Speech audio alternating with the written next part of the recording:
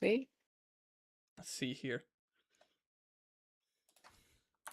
Media. Let's see here. Stream and YouTube, and then I have to do like a fucking intro and shit. Ugh. Mhm. Ugh. You know. Uh-huh. But I kind of gotta do it because of the. I need to log into. Wait, give me a second. While I It's a look. format. There's a way to organize it that makes it engaging, stuff like that. Yeah. The thing is, since it is on a live stream, there people can like hear us talk now if they're in. The reason why I have to do Yeah. an intro is mostly because I want to cut this down to a proper video Yes. afterwards. Of course. Where's my Spotify so I can play Minecraft music in the background?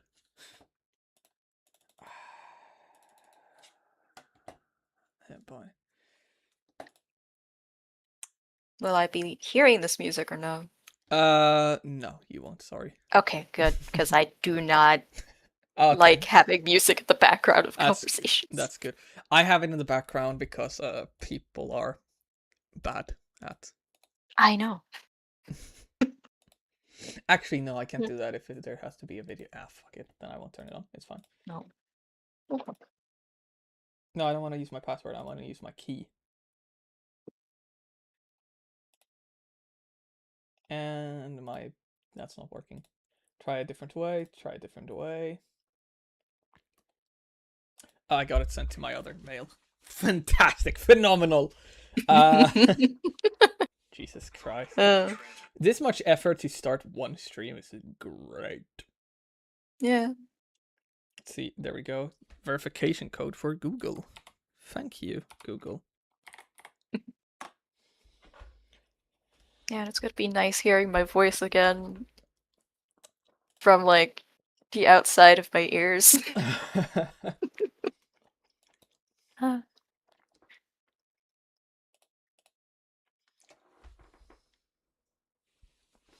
just lol. I just checked my YouTube and see a Philosopher Guild live called "Am I a Cult Leader?" Now, it's true though. I am a cult leader. Yeah. Just what kind of cult leader you want to be. And some of this information will help with that. I want to be the messed up kind. It's gonna be funny. Yes. Doable. Fuck yeah. All right. As long as it's Okay, I'm gonna lock in now. I'm gonna do the greatest intro you've ever heard. Are you ready to get your I said your knocks blown off. That's funny. Are you ready to get your knock socks blown off, Knox? Yes. Oh yeah. All right. Okay. Welcome everyone to Philosophy Hour. I'm joined here by Knox, and we will be talking about social engineering. Would you like to introduce the topic for us, Knox, since you are the smart one? Yeah, sure. Hi, I'm Knox, and social engineering. Awesome. Basically, focusing on social engineering specifically, it's the art of manipulating people to share sensitive information. So, like getting specific information like names, usernames, things they probably shouldn't be saying to you, or things that they really shouldn't be doing on your behalf. Right. All right. So, firstly, there are so many ways to like go into like how we talk to people. You and I have talked a lot about both the like positive ways of doing it, like for instance within education and such. Yeah.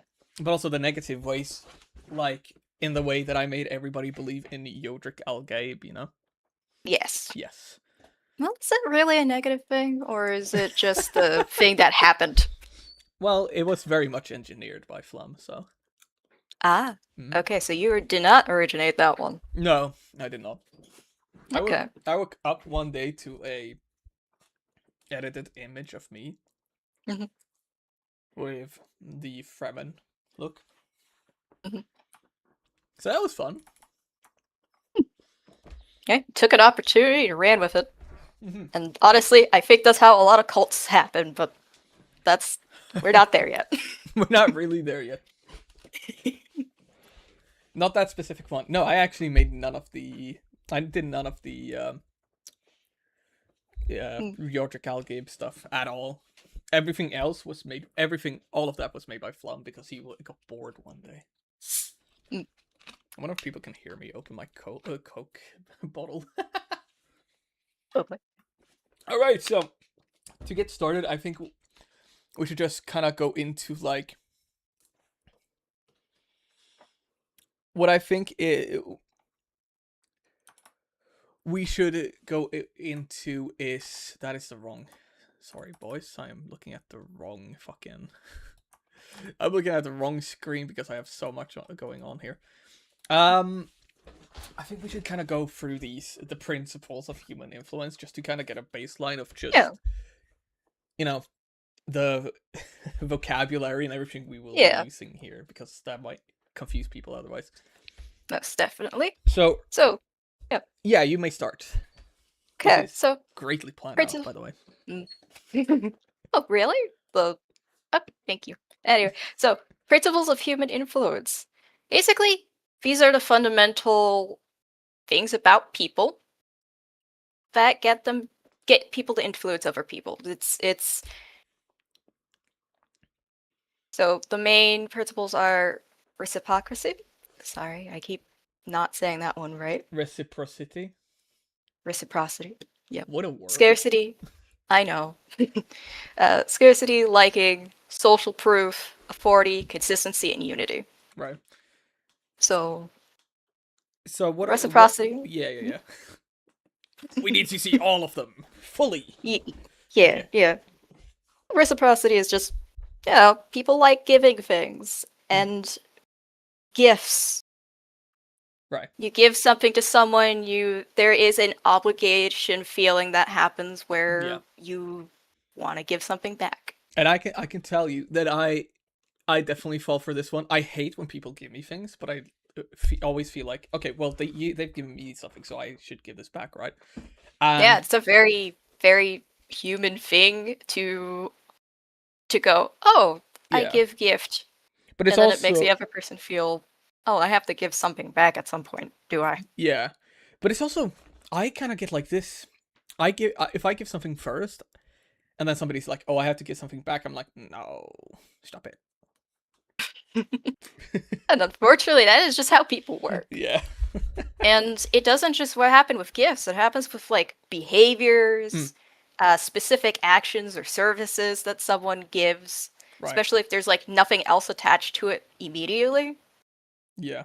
So like, it's like considering like a work environment where like you don't have a pen, but someone definitely offers you their pen. It's kind of like a small little microcosm of reciprocity happening. Yeah. Because, okay, you get pen, you borrow the pen, you use it, you bring it back. Yeah. Totally. And that can lead to further obligatory like feelings of, oh, I can give you things. Yeah. And then I'll get something back from that. Something I feel, it's easy for us to also fall when it comes into this. Like, some people like expect something back. Yes. Which to me doesn't make sense because I don't like that entitled feeling of, oh, this happens, you have to do it back or something. Exactly. Meanwhile, I don't really feel like I kind of get into that because I don't like it. I really don't like people just giving me shit, right? Well, there's like unsolicited gifts of or giving people things, including advice of, here's some info or something suddenly. Yeah. And then it's like, okay, I have this thing now. Do you want something back? I don't need to, but you clearly did something to want something back. Maybe we're just toxic, Nox. Maybe we're just like, I mean, that don't it's trust one way people to use, at all. I mean, well, that's one way that giving things can turn out to be a negative, where yeah. people start getting entitled and start maybe demanding or asking Exactly. for more things, or Yeah. they start doing things, Hmm. but then as a condition of continuing to do those things, they expect you to do something in return. It's like when you go on a date and the guy pays, but then he expects you to put out afterwards. Pretty much. Yeah. Yeah. All right. Let's Yeah, it's move that on kind of thing. to scarcity. Scarcity. Scarcity. How fucking what a way to say Well, that word. consider it from like the business perspective, because the principles of human influence also Hmm. are like used in marketing specifically for, you know, getting people to buy things. Yeah, for sure. So, scarcity is just people tend to weigh like loss more than gaining things. Yeah. It's like you don't want to lose something. I'm pretty sure this is what leads to a lot of hoarders. But Yeah. But like definitely yeah, for sure. And I feel like we also that's also pretty human to like get stuck in this thought of, you know, you go an entire day, everything's fucking dandy. You've done everything right that day. And then mm, it starts raining while you're out for a walk and you just go, oh, fucking hell, always, every time. This fucking sucks. Everything's horrible. You know? yeah, I yeah. It's I think that's kind of a perfect example of how this works. Now, I'm very curious how it works in influencing people because I've never heard of this. It is being used to really influence people. So I'm well. very curious to I see what you have to say about that a bit later. like people don't want to lose things. Think of things like, I guess one example would be like insurance. You pay this money so that in the event that you do lose something, Yeah. you don't lose everything. Yeah, yeah, yeah. It's like, That's okay. that's one way to do it. Okay, so it could be like, well, if you don't do this, imagine how much you could lose. Exactly. Okay. Uh, it's It's like and it can the be it's like it tends to use like fear and shame. Like mm, if when negatively used, right, right, right. it can cause a lot of like fear and shameful feelings. I see, I see, I see. So like if you have someone who Is it is in like a group of people yeah? and like if you're dependent on a group of people to get your basic needs, trying to leave the group or like even trying to think of leaving a group would mean you'd be losing a lot of stuff. Hmm, You'd be losing like all the access to things you're dependent on. definitely. So that's one of the negative ways scarcity is used. That's very fascinating. It's like, is it also like these people who like place a lot of ultimatums as well? Does I this It could be. could it be that because well, like some ultimatums are actually effective and not actually toxic, but then there are some Mhm. people who like place uh every other day Mm. they place an ultimatum to get something or like Yeah. like emotional as a form of emotional blackmail. Yeah. Scarcity is related to that in some ways, yeah. Yeah. All right. So the next one is liking.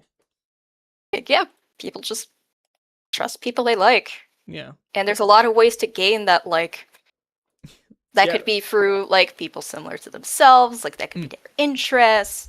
Yeah. It could be how they look, they dress, type of activities they do. Yeah. Maybe you see each other in like a parks and you recognize each other on sight as, oh, you're someone who I know isn't gonna just scream at me randomly in the park. Okay, cool. Maybe I might go up and say hi because I've been exposed long enough, Yeah. like you enough to possibly say hello. It's like it's also kind of like that one example. I feel like one toxic way of getting this liking is, act like trying to mirror people or parrot people to like be like, oh, look how much we have in common. One It's I know one of it's the videos you sent by Ferment mhm, Trees that you sent me yeah. had that as an example. Oh yeah, and the specific thing about that example is that there's people who mirror like subtly Hmm. on small things, and then there's people who have like the actual goal of trying to get you to trust them, like Yeah. actively, where it suspiciously sounds and feels like they're saying, agreeing and think exactly the same way as you. Right. And that's usually when it's heading downwards in the direction of, you probably shouldn't trust this person. I mean, to me, it's a massive red flag. And I've met people who are like this, who will like Hmm. go like, "Oh yeah, you're so right," or on like every point you make. And Kind of like yes men kind of yes, exactly. behavior. Yeah. Have you watched what's it called? The Office, by any Yes. chance? You know, I've like watched The Office a little bit. you know, do you know Andy Bernard? I'm trying to get a face to name, and I'm not. Let me get. I'll get his. Or if you're watching the stream, I can get it there. Otherwise, I'll just send you. Let me get. Let me DM. get onto the stream. See it. Yeah. Let me get a picture of him. This is. Hmm. Why am I on Yahoo? Oh well, I'm on Yahoo. This is Andy Bernard. Ah, Recognize okay. this feller? I recognize his face. Yeah. So this Yep. guy, this lovely guy. He uses this a lot. Tries to get people to like him in a fairly toxic way, where he would like yes man Michael all the time, and anyone like in a position of power to like put himself up there with them. Yes. So I think he's a perfect example of kind of that. Wonderful example of that. I watched the episode where he did this a lot, like literally a few hours ago today, so it came to mind. Yeah, it's like, and a lot of time it's like people who overly compliment, who, or like you're working toward a goal, but they seem to be even more gung ho on like the goal than other people. And it's like, okay, Yeah. that's a bit weird. Seems a little forced.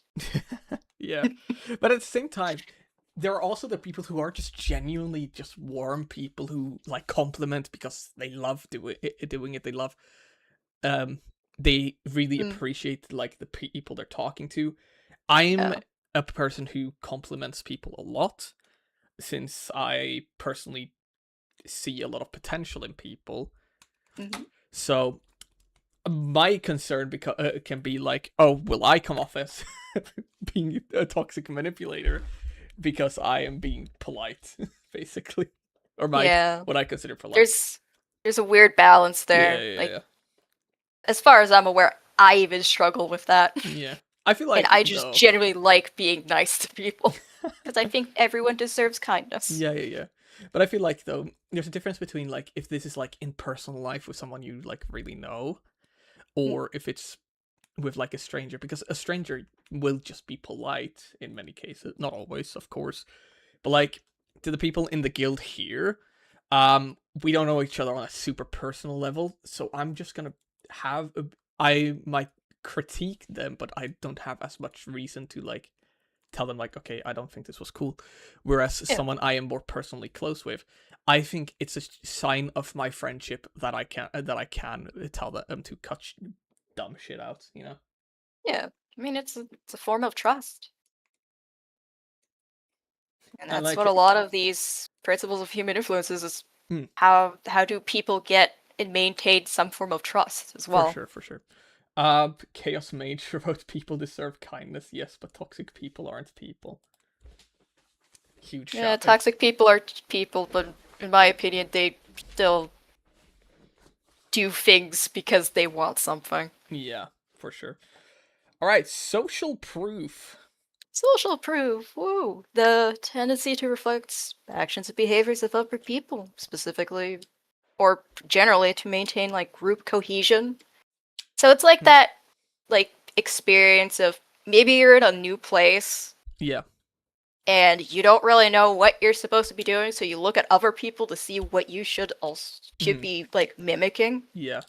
That's generally what social proof encapsulates. It's like, once again, one of those videos you sent an example of was like they sat in a circle and they were saying like, oh, what their favorite drink was, one Yeah. person, the first person said their favorite drink, and then everybody mirrored it.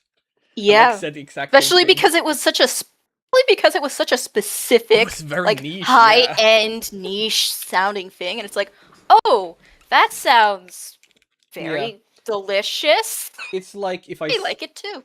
it's like if we have a group of people, somebody asks like what my favorite song is first, and we have to all say it, and I just go and say, "Fuck, let's." For the sake of it, I need to find something actually. Let me pull up my Spotify. I would just say Evanescence.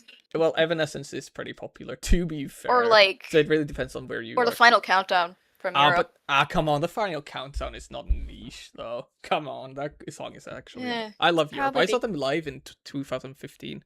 Holy shit, that's awesome. That was so much fun. No, but like, That's cool. imagine I say like, "Runaway" by Dirty Loops, and everybody's like, "Yeah, fuck yeah!" And it's like it has like 4,000 streams on Spotify.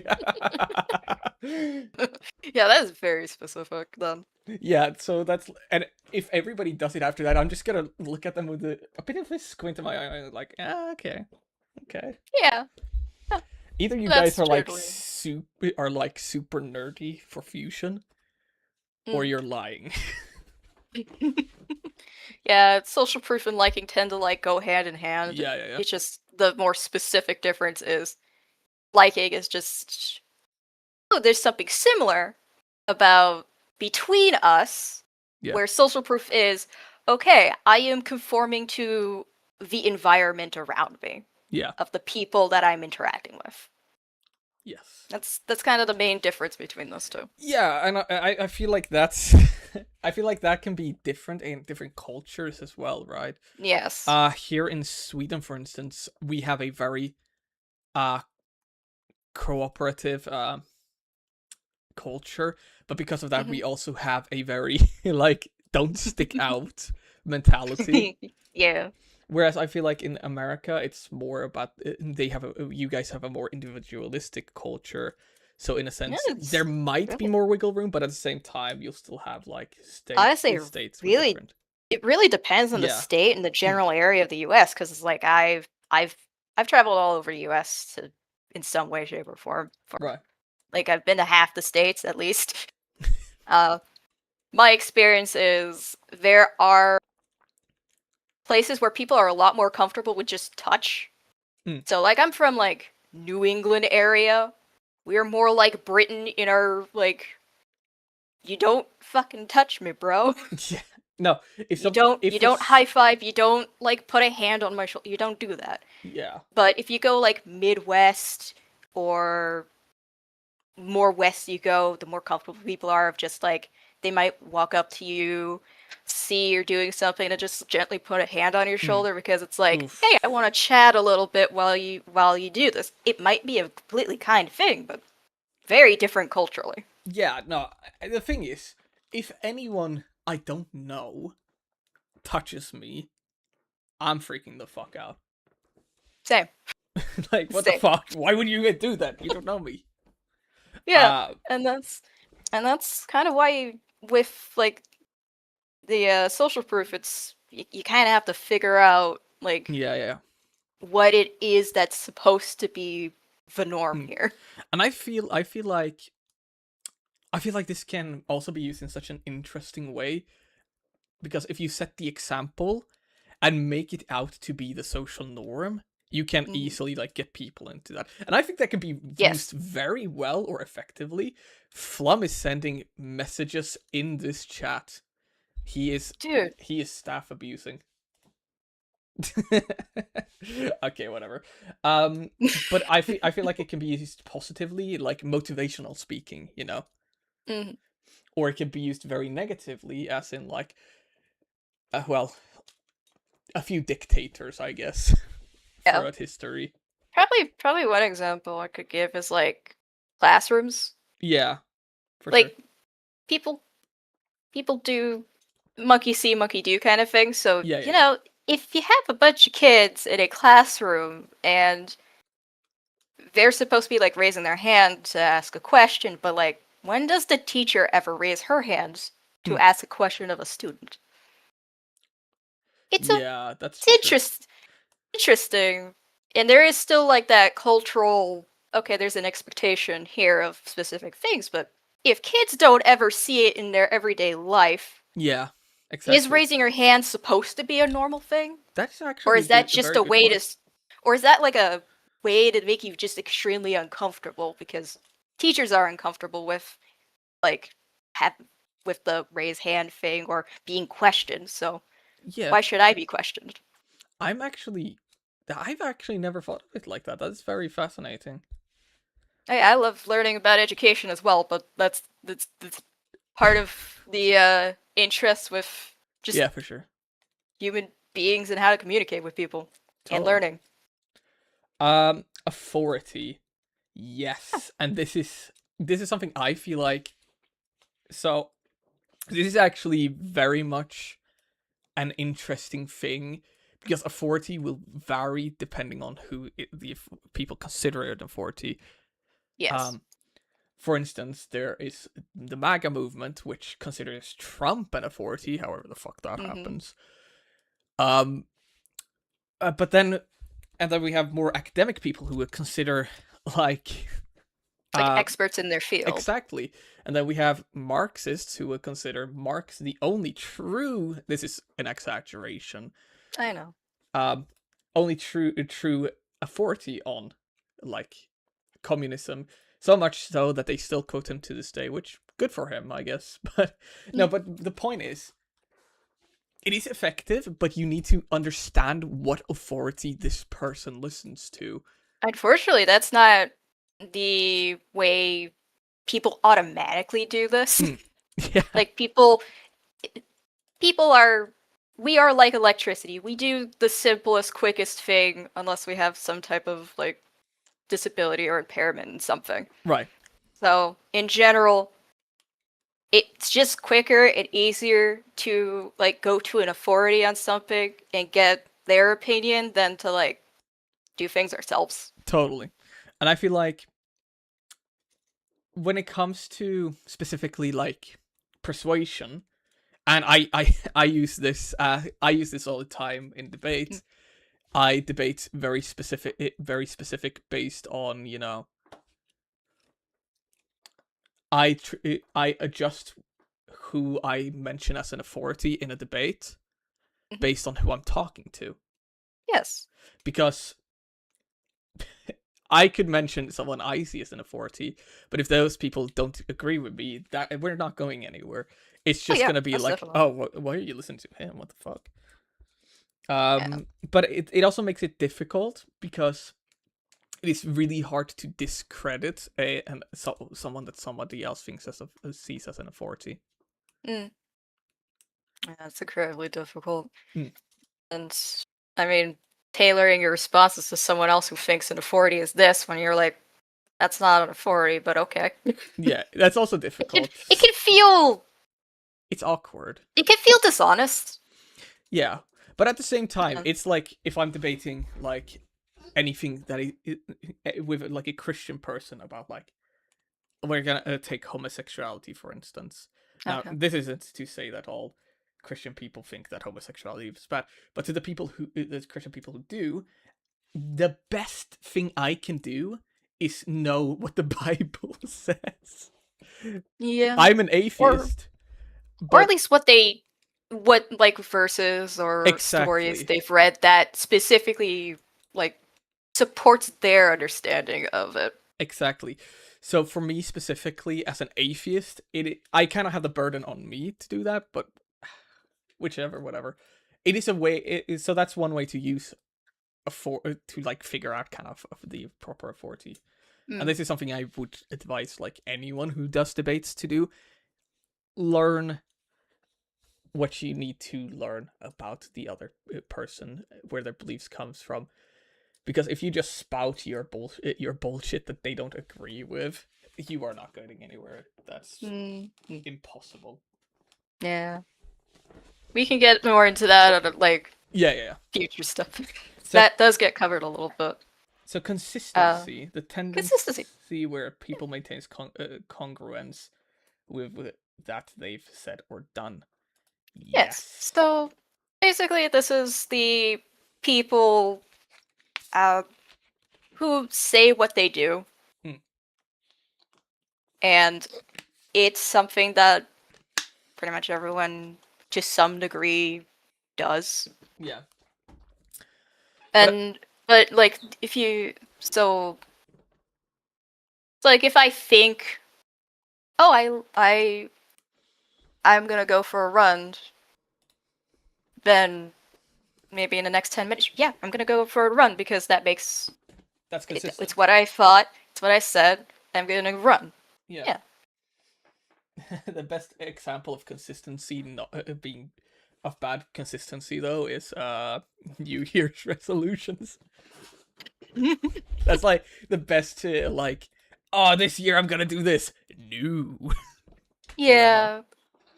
Yeah, and But then you that's notice how like horrible someone feels afterwards. That's part of Yeah. the consistency. It's that discomfort that comes from saying you want to what you want to do or what you are going to do or what you've agreed to do, Yeah, and not doing it. and if you don't do it, well, a person feels bad. Yeah. They can feel shamed or just guilty even. I actually use this as a self-motivational tool, actually. Yeah, and that's one of the good uses of doing that is I'm going to make a deal with myself. Yeah. No, Or so I'm going to agree to do this. what I usually do is I'll tell people that I'm gonna do something, because then I have the expectation of other people that I will do it. So for the social acceptance, which, Mhm. let's be real, the worst thing that many people can feel is social rejection, right? Yeah, it's So it's it very is painful. a very powerful motivator to actually do something you've told someone you will do, unless you're Yeah. fully comfortable with lying, Yeah. which we will get into later as well. Yeah. Yeah. But also, we actually used this fact that people want to stay consistent with their New Year's resolutions when we did marketing for personal training. Cool. It's a way to like, oh look, a bunch of people make New Year's resolutions this time of the year. What do? Well, we kick into full gear on the marketing to be like, Yeah. oh, you don't have the energy to. You want to get slimmer this year, or you want to get stronger this year, using, broad terms that, Mhm. work for everyone. That is slightly judgmental, because that is how Yeah. Yeah. how marketing works. Yeah. Magic power of marketing. Love it. Yeah, I know, right? Marketing is such a scum fucker. Hey, if you don't take the opportunity, it automatically becomes a threat. You know. Yeah. No, but and then it's like, but you don't know what to do? Come to us and we'll solve everything for you. Mm-hmm. Also, the Yeah. usage of words like, well, I don't personally agree with like saying like, oh, do you want to get slim this year, or do you want to fit beauty standards? I don't agree with any of that. It is an effective marketing works. tool. It works. It's effective. Marketing is scumfuckery. Always. It will always be. But at the same time, well, it depends. If you really want to get as much people as possible, it will be the most scummiest thing around. Yeah.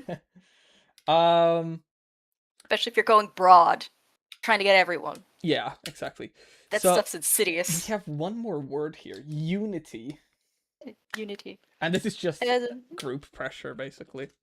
Pretty much peer pressure. Tendency of people who are part of a group to be influenced by a group. Yeah. And it's just that moment of like, oh, I am part of this tribe. It's like that tribal thinking thing. Yeah. It is very human for people to want to be part of a group and let their ideas influence our own. And then having the fear of being rejected by that group as well. Yeah. And I think that because we got the question, how is this related to cults? This is the driving factor of a lot of things in cults. It's the sense of needing to fit into this group, which is everything you know. And usually it's an echo chamber as well. That's one of them. That's part of it. Not completely, but not completely. But I need to bastardize it for these people. Yeah. Like, reciprocity, scarcity, liking, social proof, authority, consistency, and unity. Yes. So basic principles of human influence. So let's talk a bit about persuasion, and where do we draw the line between persuasion and manipulation? So Yeah, the really, from my understanding, it's the intent of an Hmm. individual. It's how you're using your language. Right. So I feel like really, it's all communication. It's just, are you trying to help uplift people, or are you trying to make people do something yeah. Are in you your own favor? is it something where you're actually trying to, where you actually try to, like, as you've put it, and as they put it in um how to talk so children listen, and how to listen so children How to talk. talk so kids will listen and listen so kids Yeah, will yeah, yeah. talk. Yep. So how they put that is it to elicit cooperation, right? Mhm. Or is it, okay, you have this thing, I want that thing, give me that thing, here's how I'll make you give me that thing. Yeah. Yeah. So I think I I don't like throwing the word malicious around, but I think that manipulation is malicious. It tends to be, yeah. Like, But that's why I said the intent. yeah, That's why the persuasion and manipulation is driven a lot by the intent of the speaker. for What sure. goal do they have? Like if I'm just some person who's just really wants people to feel good generally around me, Yeah. I will just do nice persuasive things because that makes people feel good. I Mm. feel good. So what you're It just makes sense. so what you're saying is you manipulate people, Nox. You are Yes, I do. And I do, and I Yes, I do, and I'm state proud that of it. very clearly. Yeah. No, I mean, we all do some Like form of my kindness manipulation. is the facade. in It reality, protects me. you are a massive dick.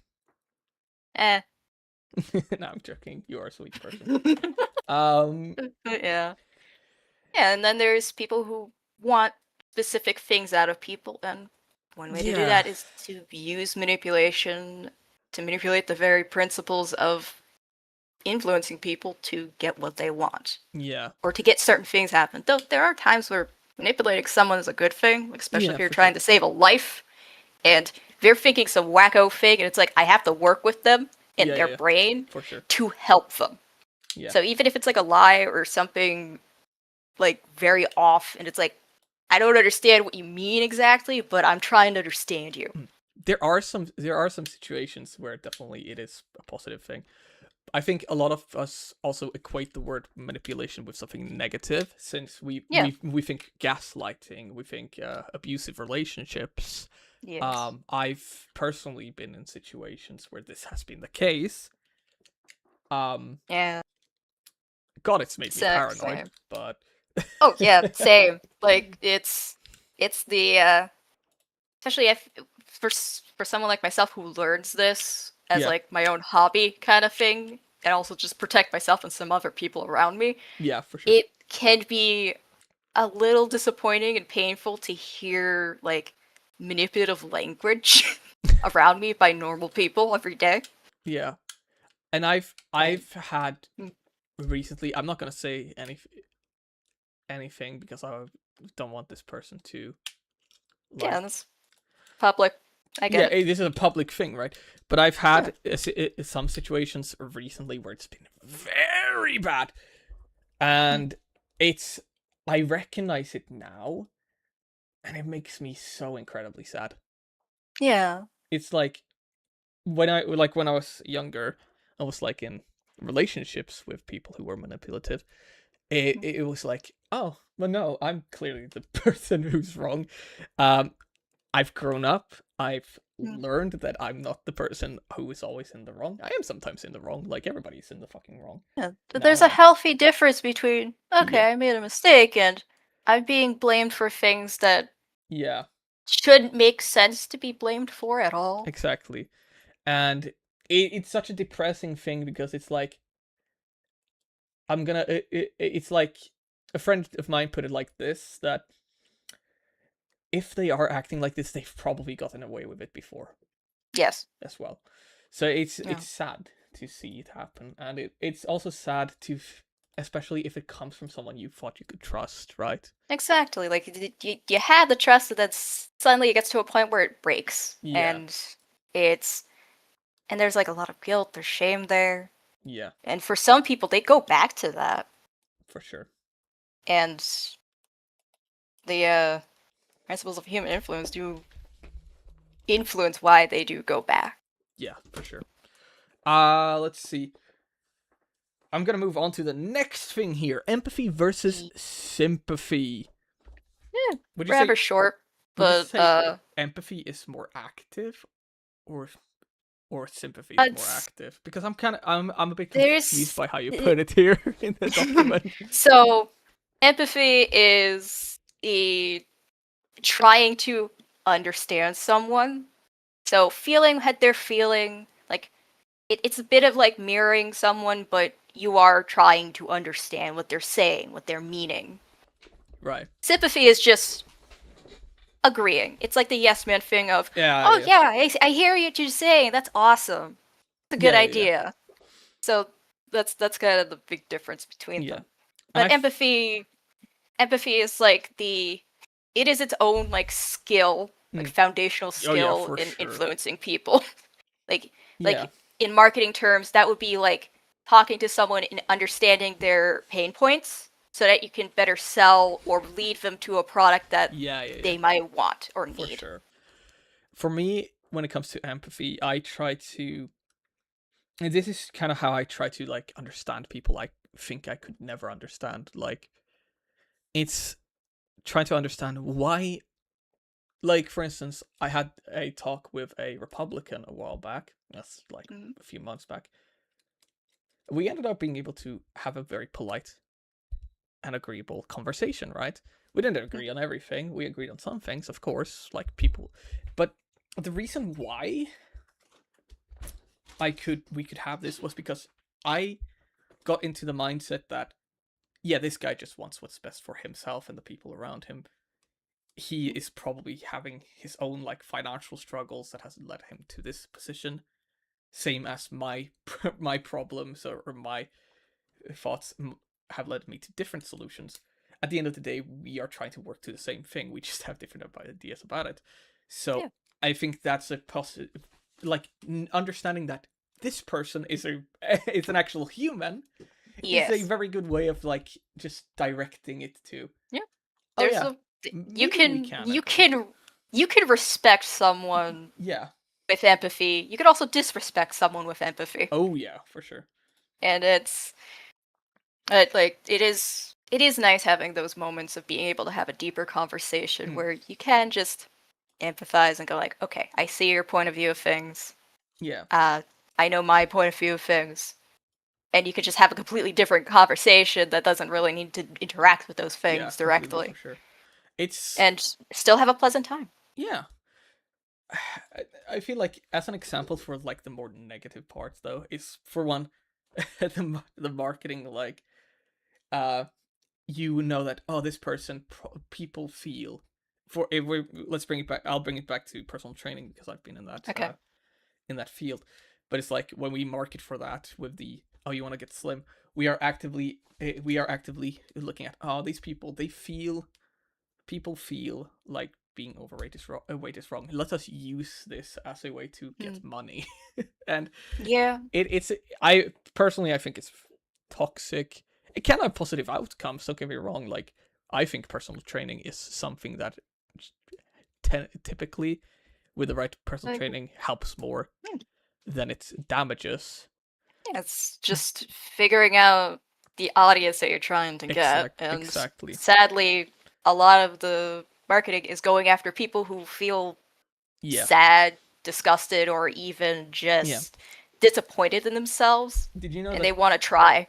Did you know that the biggest the biggest audience for it is like 50-year-old women who feel uncomfortable in their bodies? Yeah. Yeah. I hear it in my everyday life around me, which sucks. It does suck. It's like they think horrible about themselves so often, and it's horrible. It's very sad. I really wish I could help them feel better, but I know like my way of doing that when easy. I did personal training was, actually like affirming to them that they were making progress, Yeah. because that's what they want. They want progress. Yeah, the progress is slow, and hey, people do things. Hey, they did more than before, and that's awesome. Yeah, it's always great. it's every step in the right direction. Anyway, we're getting sidetracked, but That still relates to it, but I get what you mean. I genuinely feel like their marketing is such a, depending on what you're doing. I will say though, fat loss pills are fucking they are the devil. The negative side effects of them are horrendous. They are horrendous. The marketing is so fucked.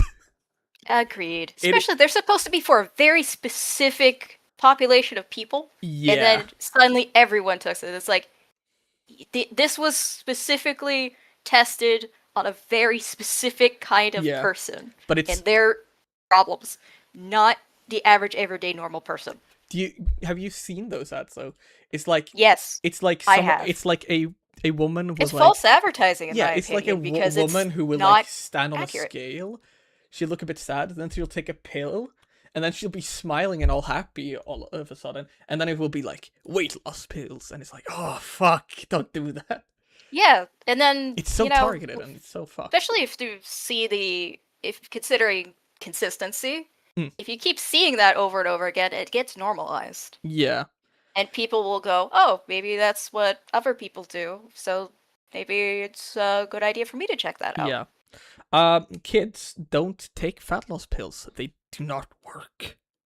They do work. Talk to a doctor before anything, because we are not doctors. We are definitely not doctors. We do not promote this stuff. When we gotta get a philosophy with a medical opinion. We gotta get a philosophy doctor on here to tell them. Honestly, that would be great. Things, to tell them to do. Honestly, to do I mean, they things would be an actual doctor. They would be a doctor, but not a medical one. They wouldn't be a medical one, no. So to clarify, go to a medical doctor. Yes. I digress. Let's. Yeah. But yeah, sympathy is just, it's an agreement. You align your own judgment with someone else's. It's conforming to someone else to make things feel good or not rock the boat or anything. Yeah, and for sure that can be helpful. An example is if you have like kids and they're feeling bad, showing sympathy is a good way for them to feel like they are being heard. Of course, you should have the empathy towards your kids, but like the show of sympathy can be very affirming. The difference there is more empathy is actually trying to understand your kid, and sympathy is I'm a bit too tired, but I do want to help. I do feel so. I'm just sympathize with. I mean, instead, can't you have both though? That's kind of what I'm getting at. Like you can. I distinguish between the two specifically for other reasons, because of how I've been treated in the past by other people. So not a lot of empathy there, a lot of sympathy. Yeah. Do you have any examples you'd like to bring, or you don't have to if you don't want to, but I've just figured. I don't know why, but the thought of apologies came to mind. Oh yeah, just because there's a difference between a genuine apology and just someone saying words. Yeah, somebody saying sorry. And that's and I see the difference between empathy and sympathy like that. Yeah, that is good. Okay, I get it now. Yeah, there are a lot of people one is you state what's wrong, you recognize how it hurt someone, and then you agree to do something different. That's an apology. A sorry is just I recognize that a thing happened. Yeah, I can't guarantee it'll never happen again, or that I'll never do it again. I might just do it again tomorrow. But yeah, it's a thing. I recognize you have a beef with it. It's like, have you played Skyrim? Yes. You know when you shout a lot and the guard comes up to you and says, you have to stop, and you write, sorry, it won't happen again, and then immediately after. That's basically, that's basically Yep. That's accurate. Yeah. Personally, I'm honest, I just take the I don't care option, L, and then I keep going. Yeah. But I feel like a lot of people can learn to say sorry as a way to get out of a spot. or they're forced to say sorry as a way Yeah. to appease other people. Like Exactly. that's like that stereotypical classroom thing of, okay, the teacher has one kid, has the other kid, now say sorry. Yeah. It doesn't fix anything, but it is a Yeah. socially accepted way to go, the problem should be done and over with. Yeah, Do it's we like agree? And then people say yes, and they say, I'm sorry. yeah. I love Frozen. Conceal don't feel. Yep. Yeah. I worked in I did work in a school as a substitute. So if I think this was kind of sweet. There were these two kids like got issues, and they were like, oh, we want Yodrick to deal with this because apparently they trusted me with it, which was nice. Yeah. But my approach to it was like, I sat them down and I was like, okay, now talk.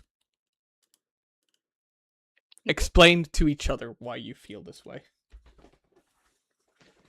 Like, when it comes to teachers, I get it. They don't have all the energy in the world. But me They don't have all the energy or time either. But me as like a random jackass on payroll, I can do kind of what I want to do. Yeah. That said, I hate working in school. Ugh, it's horrible. Understandable. But I get it. Yeah. I don't work at a school, but I've been in school. I'm Yeah. young enough still to remember high school. Young enough to and stuff. High school, Jesus Christ, that was what, 6 years ago? Say. Oh boy. The last time I actually like studied like proper with other people, we all were like 20 plus. So it didn't there was never these issues. Yeah, those issues still exist in like US Yeah. like colleges and universities, just because a lot of people don't quite shift their mindset from like high school to a more respectable, you are adult amongst adults now. I will say the median age for the course was probably like 30s, 40s though, because for the personal training course. I was the second youngest there at 21. Yeah. Let's see. Ooh, this is gonna be a fun topic here. Undue influence, mind control, and social engineering. Now we're really getting into the source of it. Yep, this is where we start talking about the cult things. So, in case you guys don't know, I am a cult leader, obviously. The Philosopher's Guild is a cult of personality. Not to the same extent as Crusadon, but still. Now, but so undue influence. Run it down for me. Undue influence. Honestly, anything that like violates someone's personal boundaries, just human integrity, ethics, the law. It is literally doing or saying things to hurt people or make them do things against their will. Yeah. Or without them even knowing. It's like social engineering is you're just trying to get sensitive information out of someone. You're trying to get them to say or do something in your own favor. Yeah. You're not trying to like coerce them into like. Well, you can coerce someone with that, but I mean, undue influence would be a form of coercion, I guess. It's a form of coercion, yeah. Yeah. I only ever coerce people into buying me Pringles. Honestly, and it's a very small and very understandable one. I've had people buy me things before. It's nice. Like a nice drink or a sandwich. It's lovely. That's no, I am joking though. Usually, if I want something, I'll just ask out, right? Yeah. And that's usually the easiest way to do it with undue influence. Yeah, it's a bit more. It's a bit more sneaky, a bit stinky. It's insidious. Yeah, it's like, oh god, we could pull so many of these and put them onto like Palpatine from Star Wars. Something I know I haven't really mentioned is that I have almost been part of 2 cults. Oh, Jesus Christ. Okay. Yeah. Here we go. Here we go. So my experience is you really don't notice it happening when Mm. undue influence is happening to you. Yeah. So, and good thing is I was a kid, so and people don't really interact with me much as a kid, which is a bit of a negative, but it saved Sad. my ass That sounded both depressing times. as fuck, Knock. I know. I know. Yeah, no, I feel bad So though. the two things were spirit science and landmark. Oh, fucking spirit science. Yes, Yeah, this you know is. about spirit I know of science. spirit science. Yeah, the God particle and its Ooh. greatness is the only thing my brain still remembers about that, and it sucks The because I remember how good I felt. spirit But science. because so many people like heard me talk about it, and then I didn't really have anyone else to talk to, it just kind of lost interest, and I kind of just stopped watching. That is a good. That is good. Wasn't there like a big spirit science controversy? I believe so. Then again, I haven't kept up with it. Last time I saw anything was like, I don't know, I was like 12. I remember there was something. Well, for No one, way. he does spread misinformation a Oh, I lot. know. Like I know. this It's guy is. yeah. Yeah, let's see here. Cult-like let me pull this onto screen actually. So cult-like Yeah. accusations. Critics and former viewers have scrutinized the channel's creator Jordan David, often known as his animated avatar Patchman. Many have Hmm. voiced concerns about its transition into Spirit Mysteries, an online school and paid subscription community that critics argue functions like a cult. Jesus. Yeah. Yeah, that And sounds that about right. I was now I didn't get much damage from that one just because well, Yeah. not much was specifically done with it. I was just passively exposed to it Yeah. as a kid. I watched So I some watched the of. videos, it was fun, I liked it, and then I started thinking similar things to it. Hmm. And then when other people just kind of stopped or didn't really seem to mind or care, I stopped Yeah. caring about it myself. Because I'm like crazy atheist. I remember watching the Mm. human history video they made, and I was like, Hmm. that's cute, but like The thing with the none pyramids, of this happened. Yeah. I think it was a pyramid or a tomb or something, There was so if I I remember mean, there that was so episode. much going on in that video. Like, Oh yeah, there's like oh, chakras and aliens. if I you get it. if you are bored sometime and know that this shit is not actually real, go check out the human history video by them because it is Just a please understand. Do understand. not It is not just real. understand. It's not real. Just know. Yeah. Because it's very easy for these kinds of things to also suck someone in, Yeah. which is why I actually actively avoid cultish media because I it does not matter who you are. Everyone is can be influenced by yeah, the for sure. human principles of influence. Yeah. And I would be 100% honest. It's kind of a guilty pleasure for me to watch content like this because I find it so fascinating how people can like. Mm. But when you look at these Like flat educational, earthers. yeah, when you look at a lot of these educational things like flat or claim themselves to be educational, like flat earthers, they're trying to convince you into a cult like mentality to give up your reasoning so Yep. that they can get some benefit out of it. Usually direct you at some like course or something. Yeah. One big. Oh, actually, can we consider Hustler University cult like? I don't think I've heard of Hustler University. Uh, Or like I know about hustler culture if you're mm, talking about like the business mind of, oh, you wake up at like 3 in the morning, I you mean get like a that is protein that bar is or the core something, of Hustler and then University.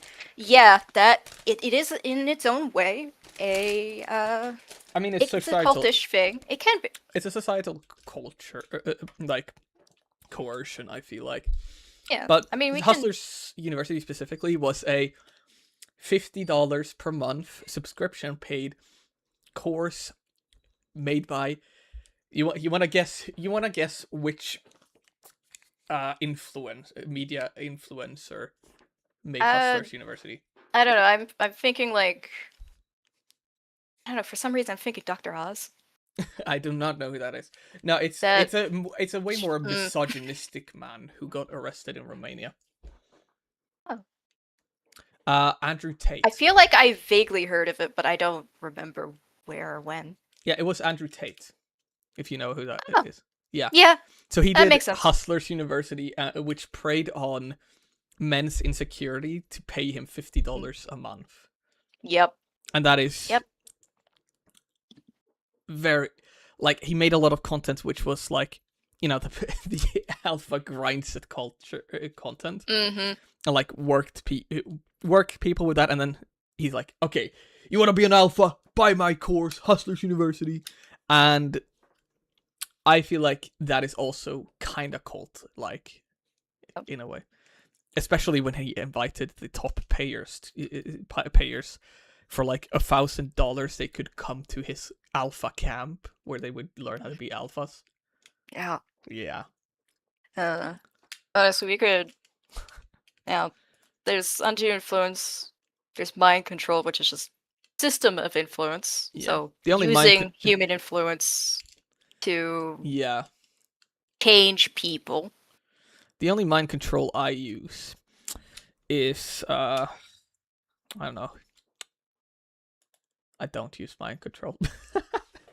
I can't even make a joke about it because I can't think of anything.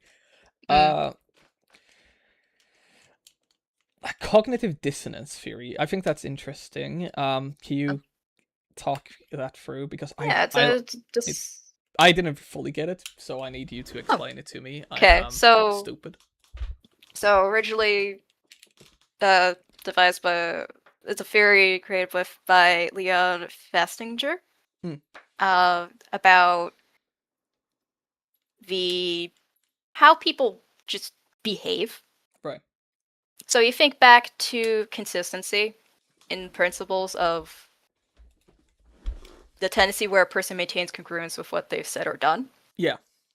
That is that.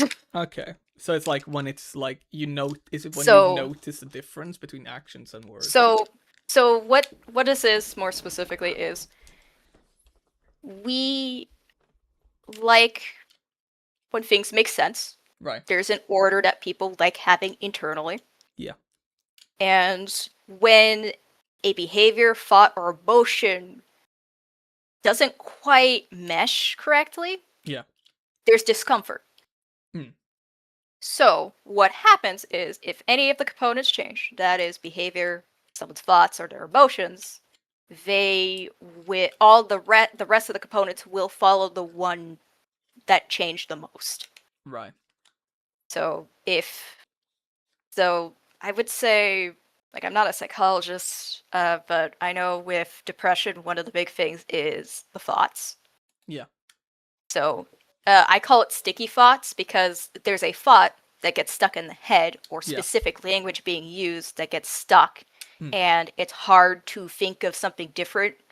Right. And because of that, or what cognitive behavioral therapy is supposed to do is dislodge that, improve the thoughts so that the behavior and emotions start improving with someone. Okay. So because if you feel like, if your thoughts are like, I can't do this, you're going to feel like you can't do it, and then you're going to behave like you can't do it. Yeah. So that's the idea of it. It's kind of like a what is it called, a self-fulfilling prophecy kind of. Yes. You think something and therefore you're gonna like make that, you think something's gonna happen and that's how you make it happen. Mm-hmm. Yeah. Yeah, then cognitive dissonance is just that discomfort and the change that results in making that discomfort go away. Exactly. And this is why I have a crazy big ego, which tells me I'm the greatest person on earth, because that typically leads to me being the greatest person on earth. You heard it here first, kids. Being egotistical pays off. Sadly, in some spaces, it does pay. It does pay, though. That's the It's thing. scary, but it does. And if you're purely using it for like self-improvement, I think that can be nice. Definitely. Like they're like, part of what I've been doing for myself is just trying to understand ADHD so that I can get better at shifting my thoughts and emotions so that I can improve my own behaviors. Right. What I do So, is yeah. I do something that I know I can complete. Complete that, and then I go, fuck yeah, look how good I am. Now I bet I could complete this too.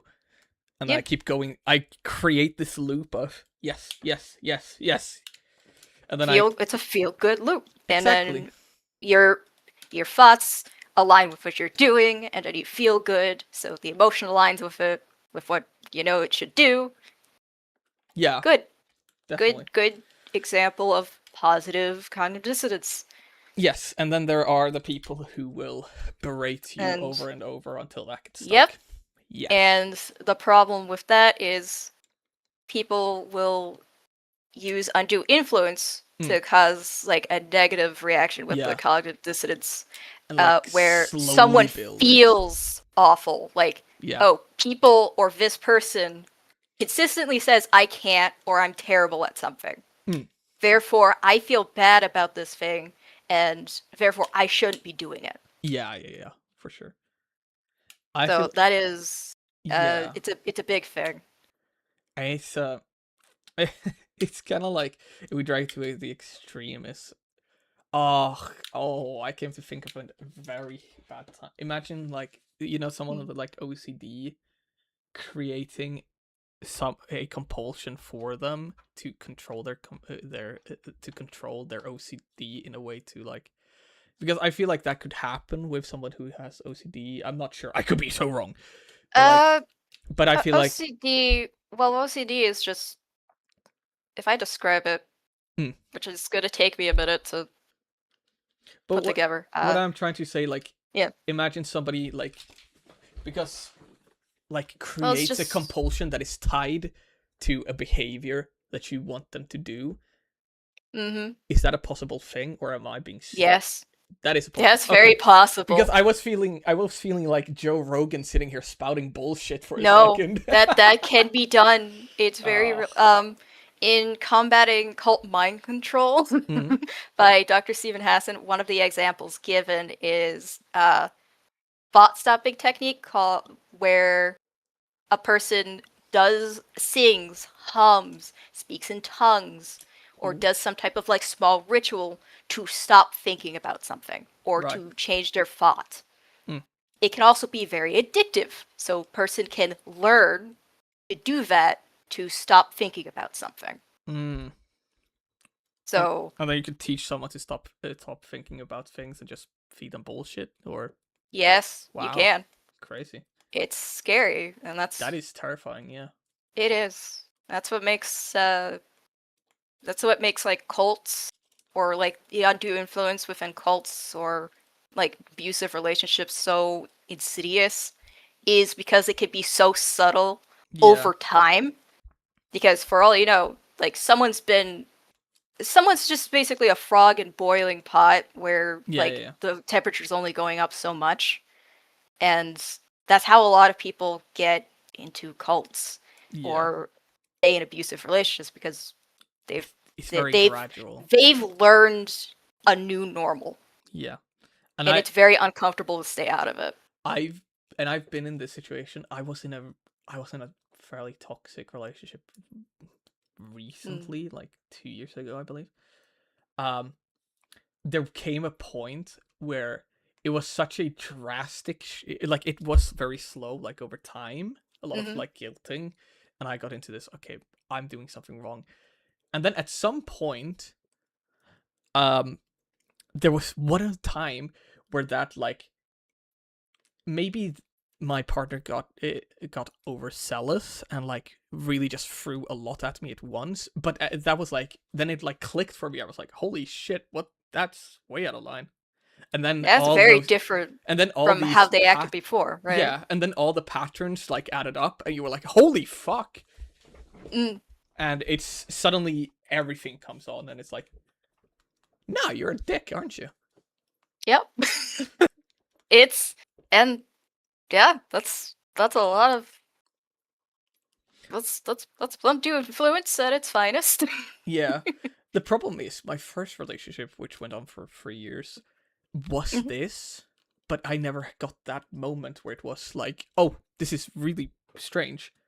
Yeah. It was Well, just kept building slowly, and never reached that. The thing that got me out of it was I was just like, oh, um, I feel too bad to be in this relationship. yeah. It was, and then it took me like years to realize, holy shit, that Mm. was really abusive. Yeah. And The a little craziest bit about the craziest thing was that she Mhm. tried to pretend to have DID to Mm, I see what you mean. yeah. Yeah. Which was crazy, by the way. Don't do that. That's fucked. Please don't lie about mental health issues. Yeah. It hurts yourself and other people. Yeah. And if that's the intent, then please stop. If that's the intent, then you should not be around people. Or you shouldn't be in a relationship where you feel like you need to do that to Yeah. have a relationship. Like that's just wrong. Yeah. But that's my opinion on that. And clearly, And again, our I opinions. care about helping people feel better about themselves, not Yeah, feel here. horrid. Same here. So, Yeah. moving on to the influence continuum then? Yes, exactly. Alright, because it does relate to this. So, the thing with Dr. Stephen Hassan is, as part of cognitive dissonance theory, he added information Hmm. for his bite model. Right. So you have behavior, which is basically a person's actions, like an individual, a leader, an organization, how they influence someone else's actions. Yeah. Where, when, how they do something, things like that.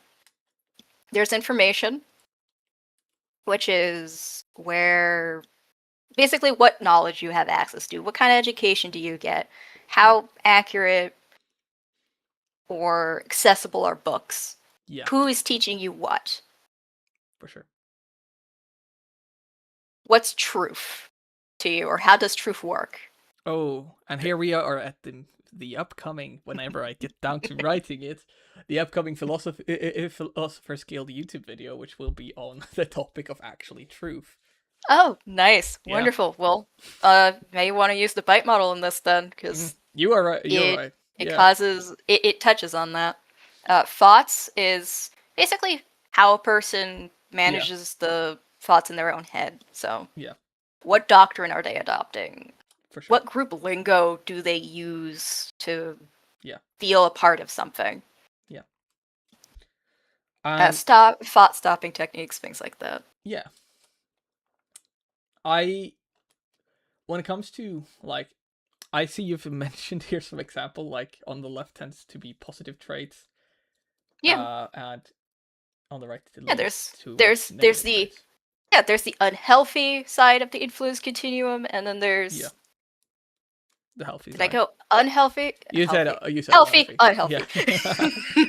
Yeah. I feel like when it comes to the healthy side, is just good leadership. Yeah, definitely good leadership. It respects people. Yeah. So it respects that individuals. It's honest.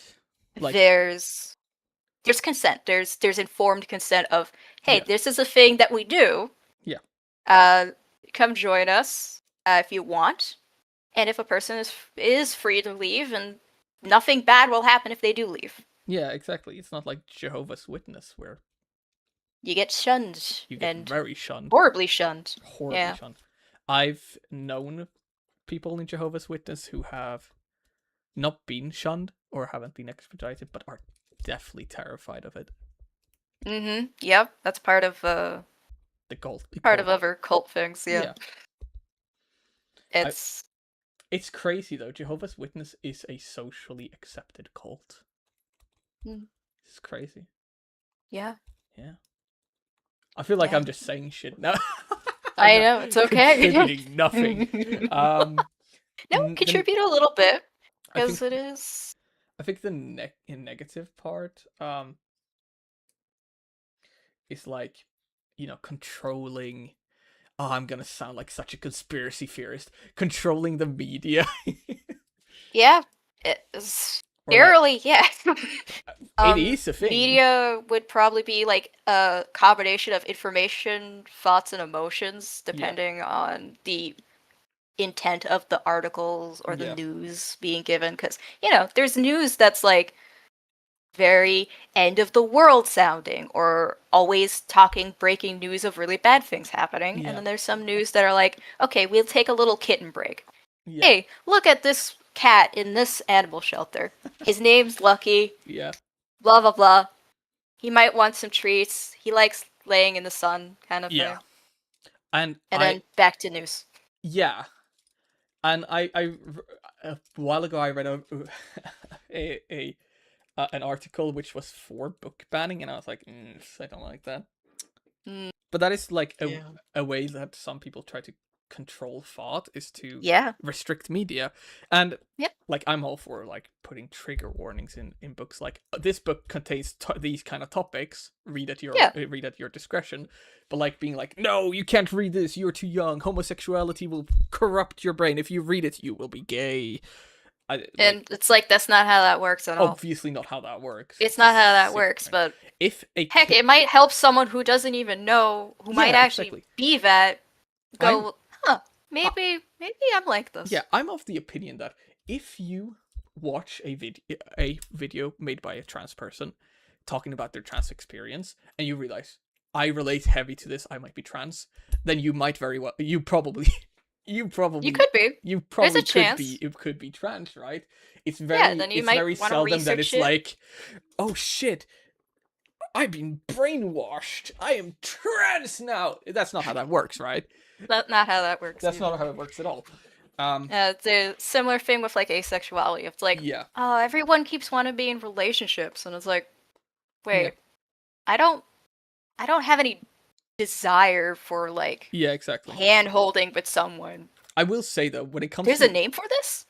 when it comes to asexuality has very much become something that is more accepted. It's still not accepted everywhere. God fucking knows.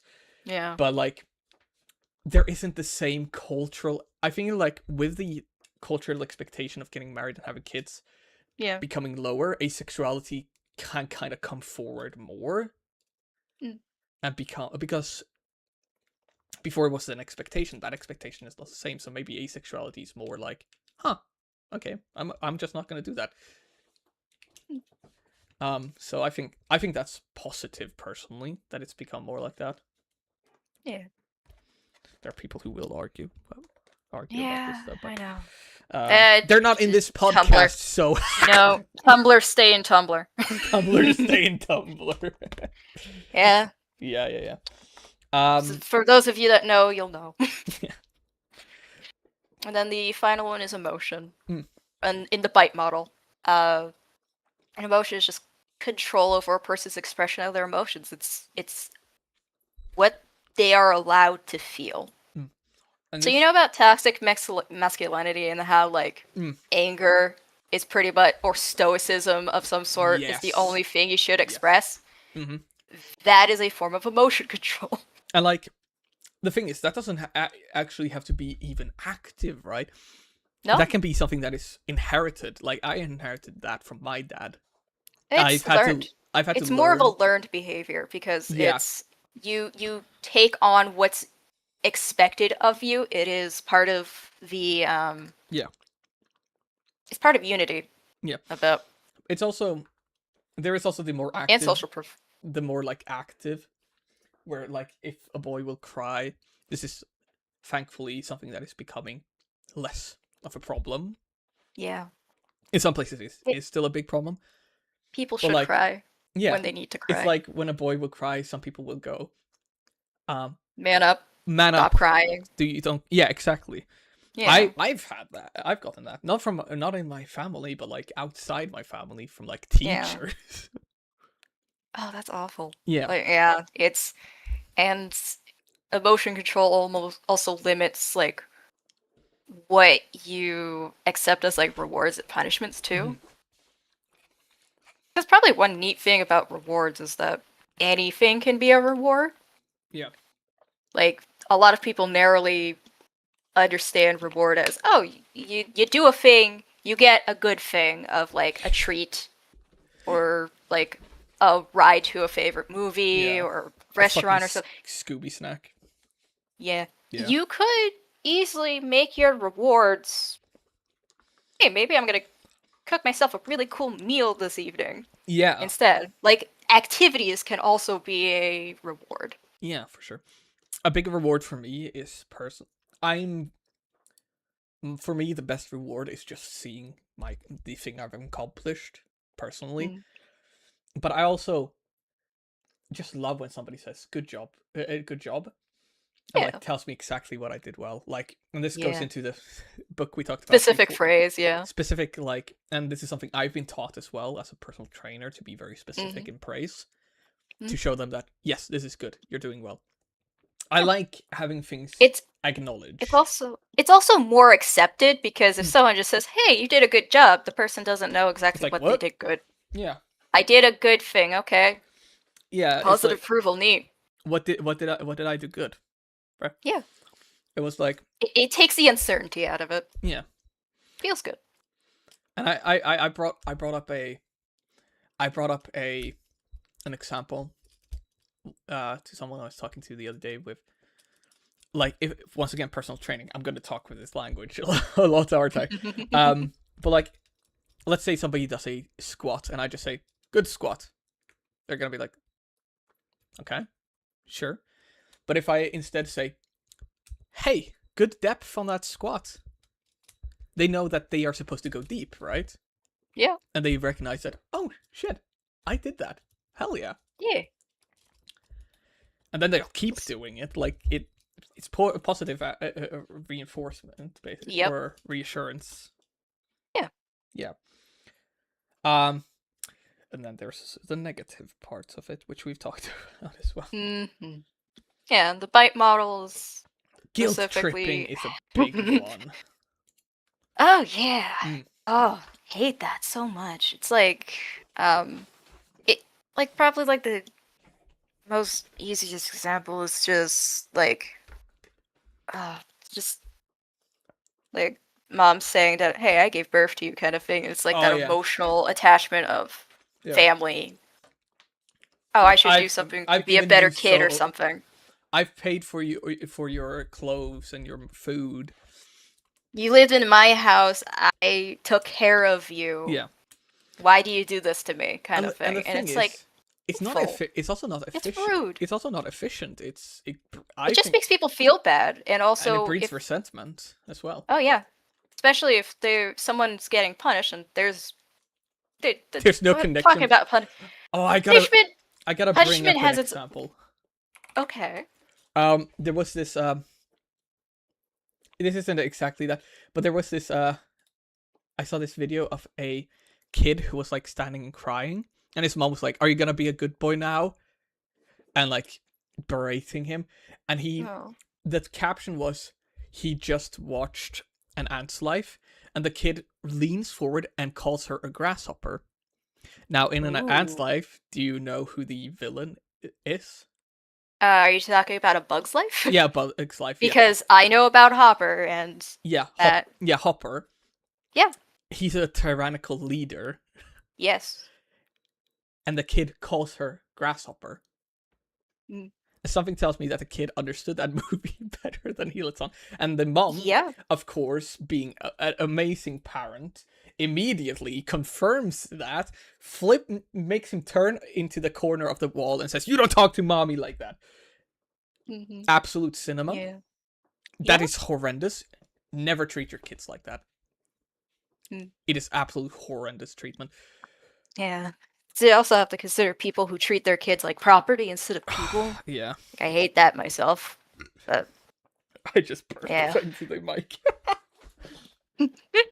But yeah, the influence continuum. There's the Yeah. positive things and in the then bite model, yeah. and then there's the negative things in the bite model, and you can judge, like an individual a group's leader or an organization itself based on their behavior, information, thoughts, and Yeah. emotions. I Because if actually found the clip here if you want to see it. oh, you know what? We could show the clip for everybody. It's on the stream. Do it. So Yep. uh, Is it being shown by everybody? Because I see us on the. it's being shown to everyone. It is just a bit slow. I Also do not see it. Also, make sure you've caught up to That's the true. stream as well. Probably haven't. So No. just pull the slider. There we go. Okay. I am. So Click the like button. let's take a look at this. Are you gonna be a good boy? Look at mommy. Are you gonna be good? Nope, you can turn back around. Turn. Like You're not gonna this, talk to mommy like that. I think we can agree that that is Yeah. horrible treatment of a kid. We can agree that is. Like you should never do that to your kid. Very accurate. It's some of it is also just some parents just don't know better that there are better ways to communicate Yeah. with their kids. That is also Good. true. That is also But true. that's something. Honestly, the influence could also apply to parents. Mhm. They are leaders, They technically an organization in like a family group No, and but an individual at the they same are time. the leaders of the family. They are Exactly. they are the role models. They are the guides. They are the teachers. They control Everything. the information. They control the information. They control the emotion of the room. Yeah. And Eh, the thing is, I don't blame my parents for how I was raised, but there has been things that they could have done better. But yeah. to be fair, they also, they're parents for the first time. Everybody's parents for the first time. Yep. There's the early mistakes, and those are understandable. It's just when there's a lot more intentional. They don't want a parent. They just Yeah. want to have like a cute little puppy in a handbag. Kind Yeah, of thing. exactly. Like that. That's wrong. Yeah. Some That- examples of that's- this. Some examples of this. Family YouTubers. You like the family vloggers? Is that what you're Yes. talking about? Yeah, I who hate like those. have a bunch of kids The- and then put them on like a pageant basically for YouTube. Yep. Oh, it's so exploitative. It's horrible. I can't watch those just No. because Same. it's like watching someone hold a rabbit up from their back kind of thing. It's like that Yeah. that is stress. That rabbit's not relaxed, it's stressed. Yeah. And the thing is, those kids, oh, they're gonna have. Poor things. Yeah, I am happy that like legally they are as they get old enough, they are able to sue their parents or get some type of justice for how they were treated. But then at the same time, and this is something It still sucks. sucks that it has happened. But it's like, also that doesn't something we change brought that it up that happened. there's also a social stigma to them doing that, which might prevent them Mhm. from doing it. Yeah. And it's like the examples of Yeah. Your like, for instance, I can feel like when I complain about how I've been raised, my brothers can be a bit, you shouldn't be saying that about them Yeah. because we haven't experienced that too. Oh yeah, everyone can experience their own parents differently from their siblings. Like consider someone who's like the black sheep of their family. They were treated horribly, but maybe their older siblings were treated relatively well. They got more attention, they got better things. Or they weren't yelled at. Yeah. So each kid can have a different experience Very of the much so. person that they lived with. Very much so, and I keep saying this, I am like the quintessential middle child. All the stereotypes fit on me. Yeah. But I digress. It is especially in the cases of how they treat their kids as fucking media stars. Yep. It is disgusting. It and is. this is all they know growing up as well. So they might not even Yeah. grow up to realize, oh, this was wrong. Yeah, They especially might if be they're isolated. That Yeah, they might be sitting on a That's- date when they're adults and their date just goes, "Holy shit, what the fuck? You were Yeah. abused," and that it might be the first time they hear about it. Right. yeah. You can usually tell if someone makes a joke of something that's really horrible and they treat it like it's normal. Yeah, It's like, okay, something really bad happened here. And you don't realize it yet, but I hear it. if Yeah, I mean, it is typical masking behavior of pain is to joke about it, right? Yeah. Because it's like, this is funny. Yeah. Like, oh yeah, I was almost in like a cult, Yeah. specifically like Landmark. If I was to bring up Landmark, that thing, 3 days of training in that. What is And landmark? I took the kids, and I specifically took the kids course on that. Hmm. Can you tell me So, what landmark is? Because I'm not very. Landmark is it's more like a educational, like business development kind of cult, as I'll call it, where Right. they try to help you think in a very particular way for business. So unfortunately, I was a kid. My parents went to it. After they went to theirs, It's like, because the adult one is so intense, they have a kids one.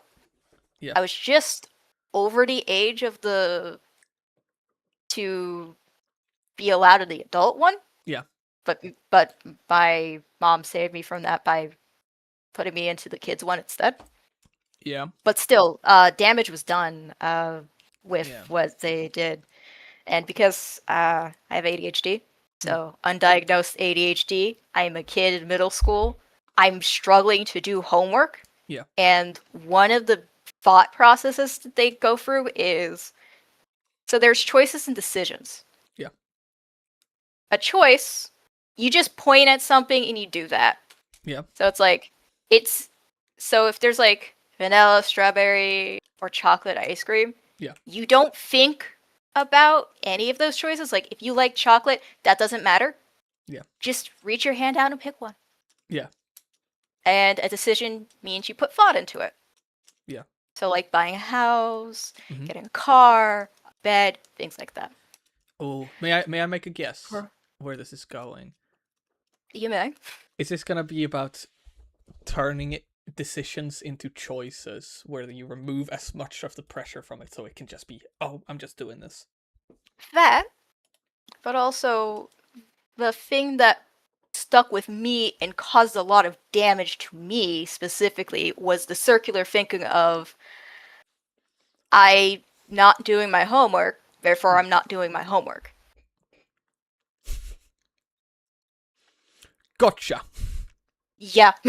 It was that easy and simple of a loop, Yeah. and it caused a lot of problems. Especially is- afterwards, I noticed like myself being in a trance and stuff Yeah. from the whole experience. So it's just Yeah. part of it is the control over behavior, Mm. because how they do it. Because I I like also learning about the ways cults curate the experience of indoctrinating people. Right. They take people into a dim room. They cover the windows. Mhm. If there's a clock in the room, it's not anywhere where the audience could see it. Mhm. It would be behind them so that the speaker can see it. Mhm. People are crowded. Seats are very close. People are with strangers. Mhm. And after each break, they put you with new strangers, so you're never quite comfortable.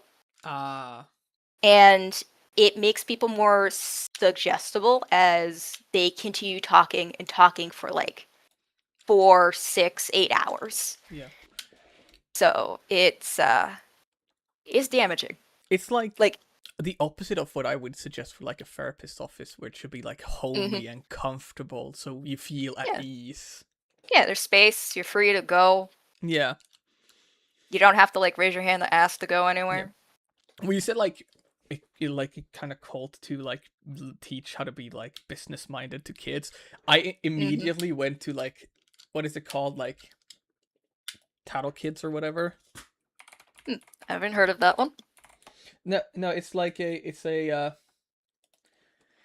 they made there's like this, oh, I don't remember what it's called.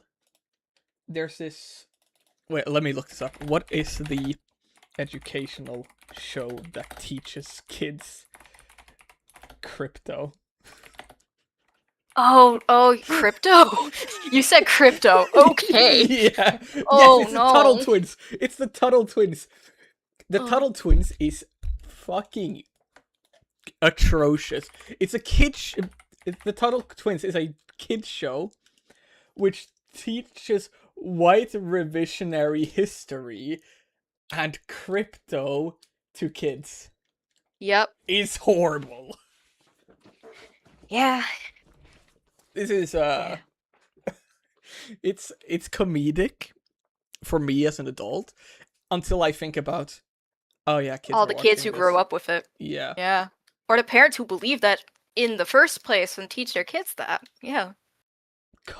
Tuttle twins teaching kids critical thinking. Okay, bro. Mm.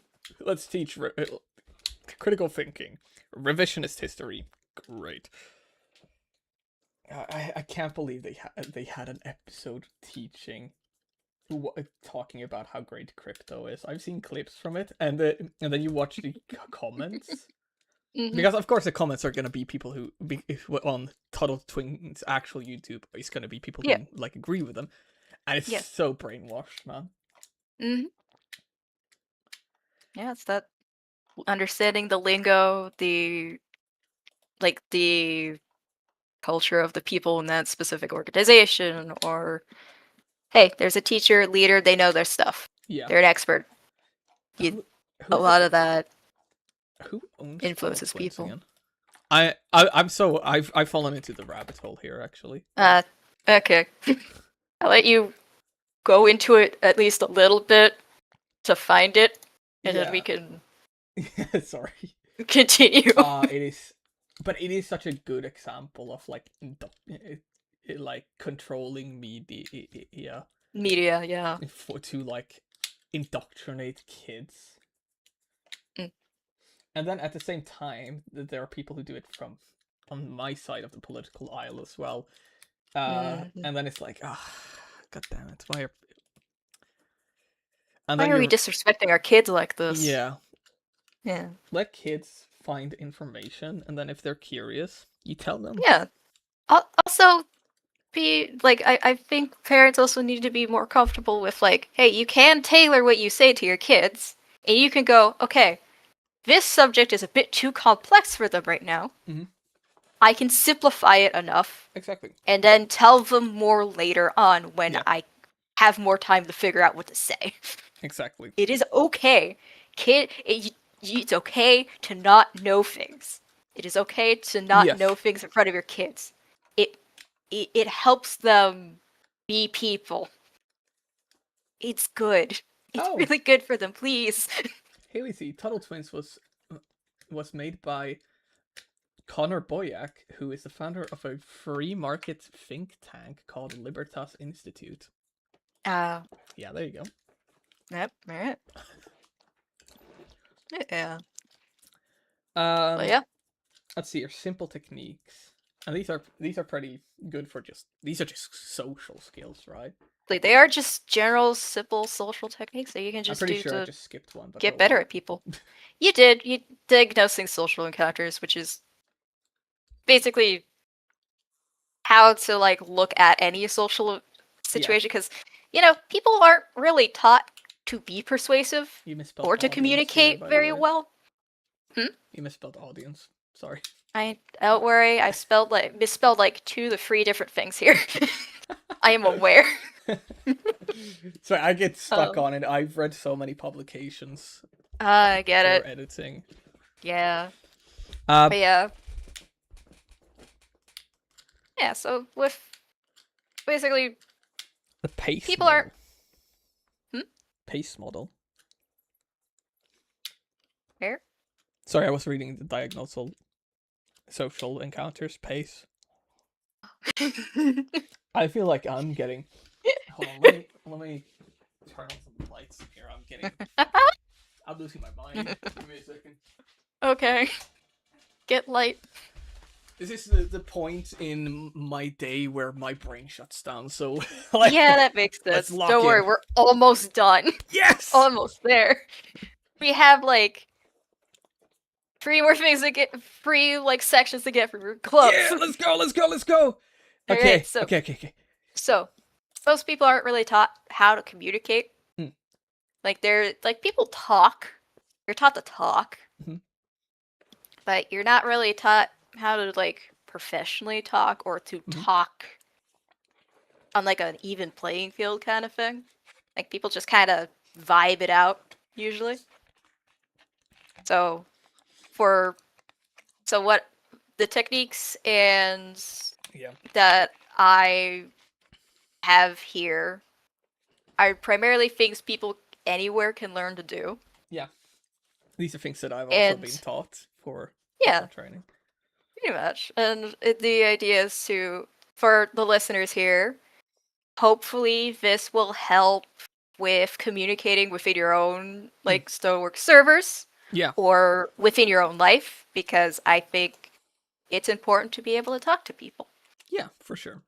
and to do so respectfully. Communication is probably one of the most foundational skills or foundational things in Mhm. interpersonal relationships. Yeah. With yourself, honestly, but also like even on societal levels. Like the foundation of societies is communication. You have to, if you need to send a letter, you still have to know who you're sending the letter to Yeah, and things about them enough to be able to talk to them. that's a good way of putting it. Yeah. It's like, as you've listed here, empathic listening, and we've talked about this when we talked about empathy earlier. Mm-hmm. Is like putting yourself into the other person's shoes, is really understanding who am I talking to? Am Yeah. I Who is the audience? What does this person think, Yeah. believe, or understand about the world? exactly? And How do they see the current problem that's happening? And like, why are what- they reacting the way they are reacting to what's going on? And Yeah. it's not just this is something that leads to a lot of people like being like, oh, they're overreacting.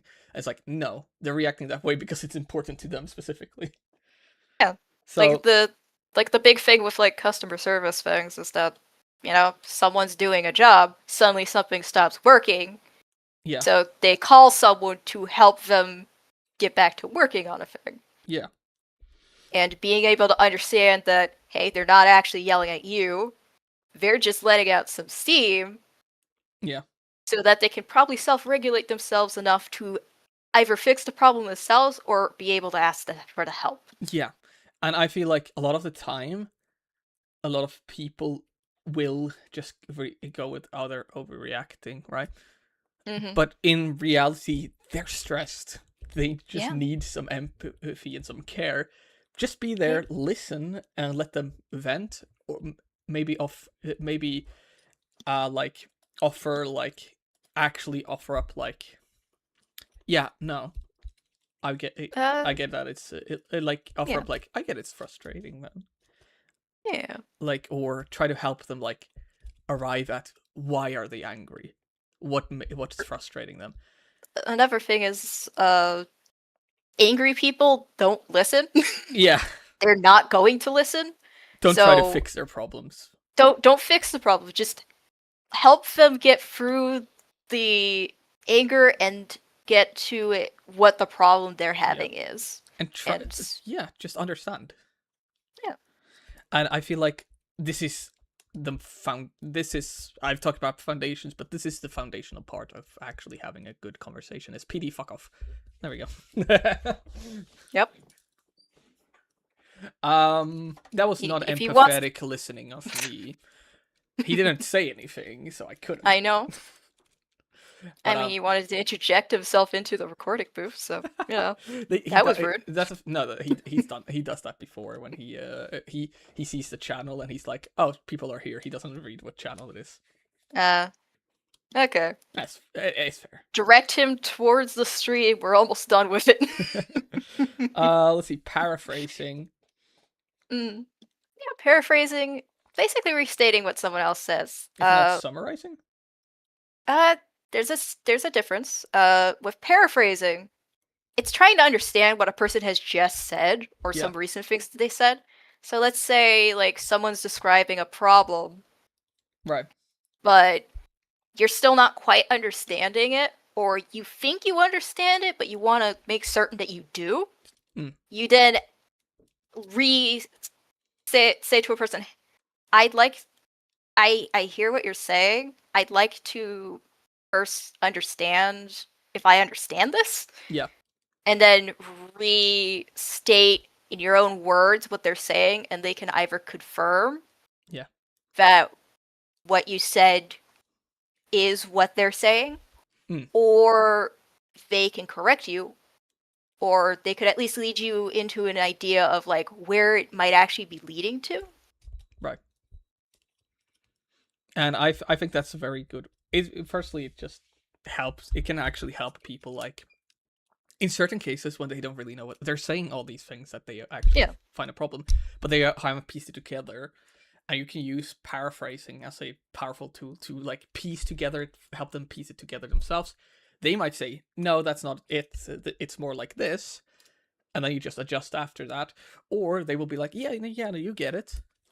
Yeah. Like, it's... Or they might even say, hey, that's close, but there's something missing here. And then try to fill in the thing that they didn't hear. Exactly. And it will ultimately just get you further ahead. Yeah. Yes, some people don't share the same, like... They're calling me a cat boy in chat again. No. But, sometimes people just don't share the same definition of things. Yeah, like, for sure. If like, say a wife is asking, like, her husband to take out the trash, what she means, without saying it, is, take it out now. Yeah. And the husband's just like, okay, here's a new task that I have to do today. Yeah. And we'll do it whenever. And I think the best thing you can do there is be very open with... this is something that a lot of people don't get right. Is that they expect... And this goes in any situation, not just that one, but you expect that people will know exactly what you mean when you tell them to do something, right? The mind reading problem. Exactly. Exactly. And one way to do this is to just confirm it. Like, you hear something, it's like, okay, do I actually know what's being said here, or is this vague enough to where I need to confirm something? Yeah. And then you ask. So either you can ask, like, is this what you mean? But I also think there's a burden for the person saying it as well, to be like, try to be plain. People generally appreciate when you just say what you mean straight out. Yeah. So in this situation, either the wife can go, oh, can you take out the trash now? You know, like, or the husband can say, oh, do you want me to do this now or late, or can I do it when I want to? And then she can respond to that. So there's a burden. I think there's a burden on both people to confirm and be open. There can be. It's just, I find that with a lot of communication, it's the speaker that can control, like, the conversation usually, like the first speaker. Yeah. Because how they initiate and start a conversation tends to influence how that conversation goes. It's like if I were to come to you and I was like, hey, can we talk about this? Can we talk about this thing? I asked you if you wanted to help me build, but you haven't really helped me build. I know. Versus if I come in and say, why the fuck have you not gotten on the build server yet? Yeah. Like, that's gonna set very different tones. Very different tones. Yeah, on the entire conversation. I just brought that up as an example. You do not have to open the build server, I know. to clarify. I have so many things. Yeah, you have your own projects. Focus on that. I haven't focused a lot on the Spire myself, so you should by no means do that, because I'm not doing it, so why should you? Yeah. Exactly. Cognitive dissonance.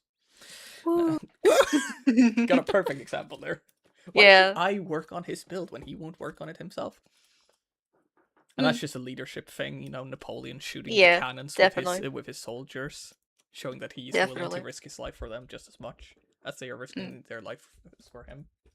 Yeah. Summarizing is more of a basically if like a conversation is about to start Mm. or something interrupted it or a conversation's about to end, it is really good to summarize. Yeah. It usually does a good job of like reinforcing like specific points that you really want to hammer home to someone. Yeah. Or to basically bring the conversation back to where it was because like sometimes people will just be rude and they will jump into the recording booth interrupt and then it's like okay what Where were where were we and then summarize. In PD's defense, he did write sorry in chat. Appreciate it, dude. You're good. It's I'm fine, not though. caught up with the chat very well, so I can't say much at the moment. You're Let's see good, here. dude. Specific praise. Yes, we have gone through this, but we can Yes, we can have. summarize what we said Yeah, earlier. you could definitely summarize specific praise. Exactly. It's pointing out a specific thing and praising that. Yeah, and I really like how you. An example of specific praise is I really like how you took charge for this episode and really researched a lot. You got all the points down that I needed to have and all the videos that I needed. So Mhm. it really showed that you did your due diligence and like found the information that we were gonna need, and I really appreciate you for that. Oh, thank you. See, that's Yeah. effective specific praise. It is. It is a very clear, very demonstrable example. Yes. Seriously though, I could not have been this prepared without you. So thank you so much. Oh yeah, I've been in enough situations, and I love giving and sharing information with people. So it's like, here, something that is very well condensed or organized in a particular way to follow. I need to It helps. learn how to do this for myself. So Yeah. for like studying Yeah. and stuff. I love technical writing, so this is part of where my brain is like, yay. I'll ask you for help in the future with that. I would love to help. Hell yeah. That'd be great. Now we're So- gonna get into the meat of the kind of like where we have to put a trigger warning. Yeah. So trigger warning. We are going to now talk about how social engineering manipulation is used in abuse or the abusive techniques. One of the big ones, and I know a lot of people who have experienced this, myself included, and that is love bombing. Yep. It is a very common tactic of abusers to use praise, Yeah. compliments, flattery, kind words, gifts to basically make people feel like they're on top of the world. To And- reel them in. Yeah, and it feels so good because like someone will come off perfect. Yeah. They're happy, they share your interests, they love the same things you do, they'll eat the same things. Yeah. Or they'll like find things. That's how my partner knows that I'm not love bombing, Yeah. because I don't like tomatoes.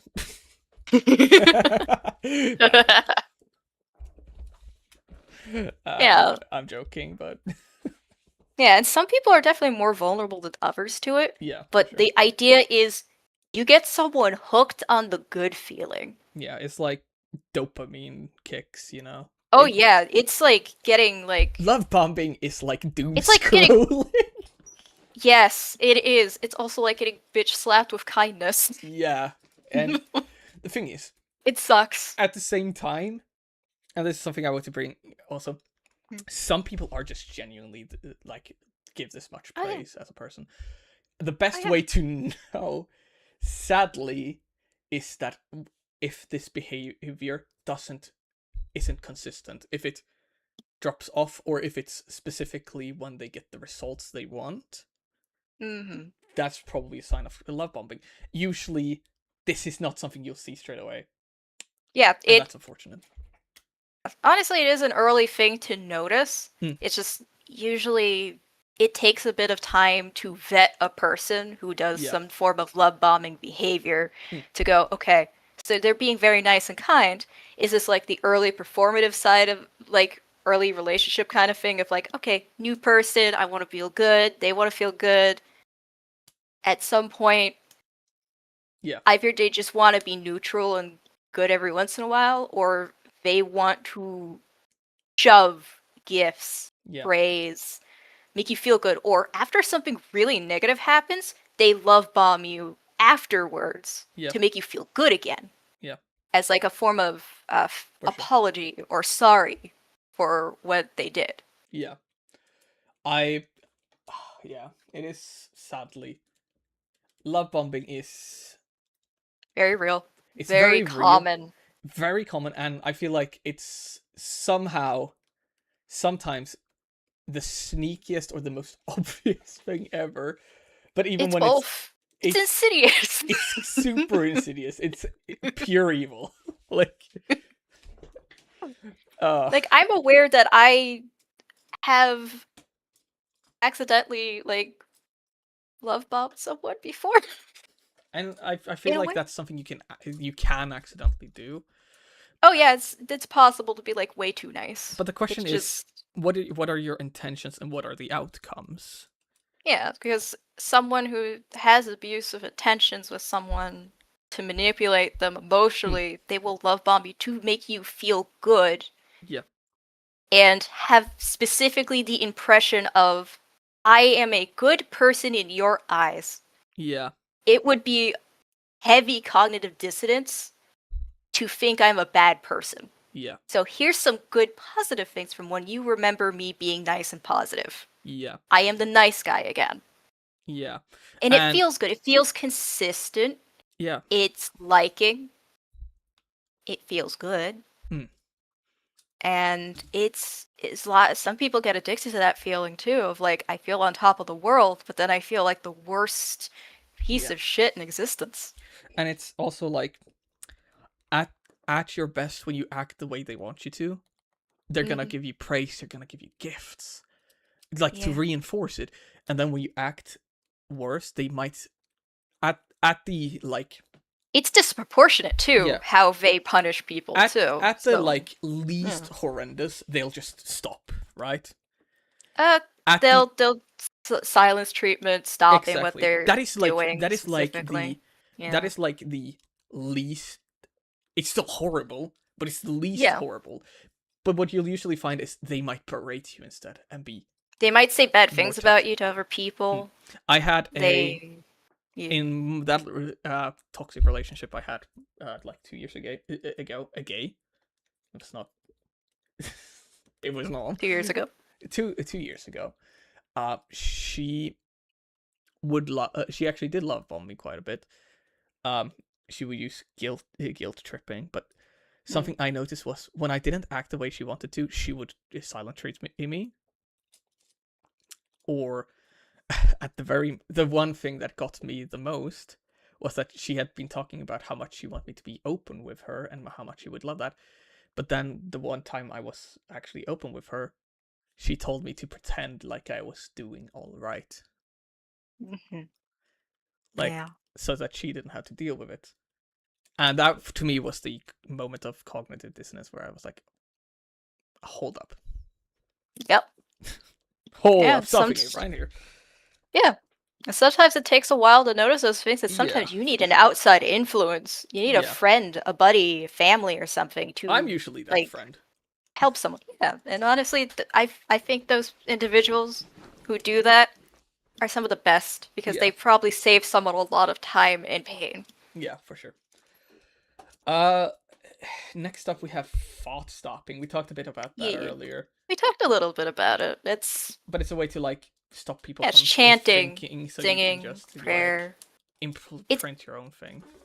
yeah, it's some form of repetitive Hmm. behavior to basically tell your own negative thoughts, stop. Yeah. We don't think that way. Go away. Yeah. Problem is that some people will thought stop Yeah. be just automatically. It becomes a habit. Yeah. So, like, And I would say with someone who's already depressed yeah. and with sticky thoughts, Hmm. they automatically already do some thought stopping where it's like, I'm awful. Yeah. I can't even do this. Yeah, Why try kind of thinking. for sure.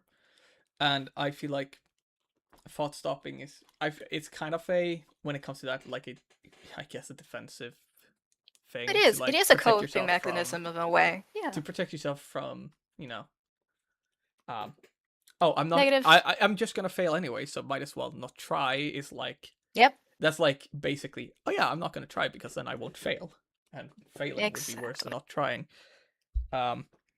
A lot of people would combat that by saying it is worse to not try than to fail, which I agree with. I think Yeah, that I think that we should, like, that the fear of failure will hold us back, but it is a defense mechanism, and it's really hard to get over. I still do this 4 years after being undiagnosed with my depression. So yeah. Yeah, the sticky thoughts are Yeah. you're tough. there. Darvo. I Darvo. did not. I recognize this actually. Do you, so Darvo is this technique of Oh, this is deny, horrible. attack, This is and horrible. reverse victim and defender. This is the worst way. Oh yeah, Oh boy. it is one of the most abusive things that that I know of. Yeah. I've Especially shocking, it is so shockingly common. shocking, right? I've been on the receiving end of this. That's at this point not shocking. But yeah, a lot of the time, like, the thing is, so deny, it's like nah, and then you have I didn't attack, say that. I didn't do that. and then it's attack like, oh, what do you know, or anything like that. You're know? just a woman. Why? Yeah. What makes you think that has anything to do with that? You don't know you don't know anything. You're being hysterical. You know. You didn't go to Harvard. Yeah. Yeah. You didn't pay millions of dollars for Oh, what education did you? that should be free. How about or how about what you said to me last week? Yeah, exactly. That's the attack phase of the. It's Darvo. like breaking them down and being like, no, you're complaining, but you have no right to complain because you did this and this and this, you know. Oh. And then the reverse victim and offender. Where it's Yeah. like, you're just coming after me all the time. I don't get why. Why are you being so mean to me? Why can't you understand that your accusations make me angry? I go to work every day for this family. Why are you complaining? Yeah, like I bring home all the I bring home money. I work day and night so that you can have food on the table, and this is how you repay me.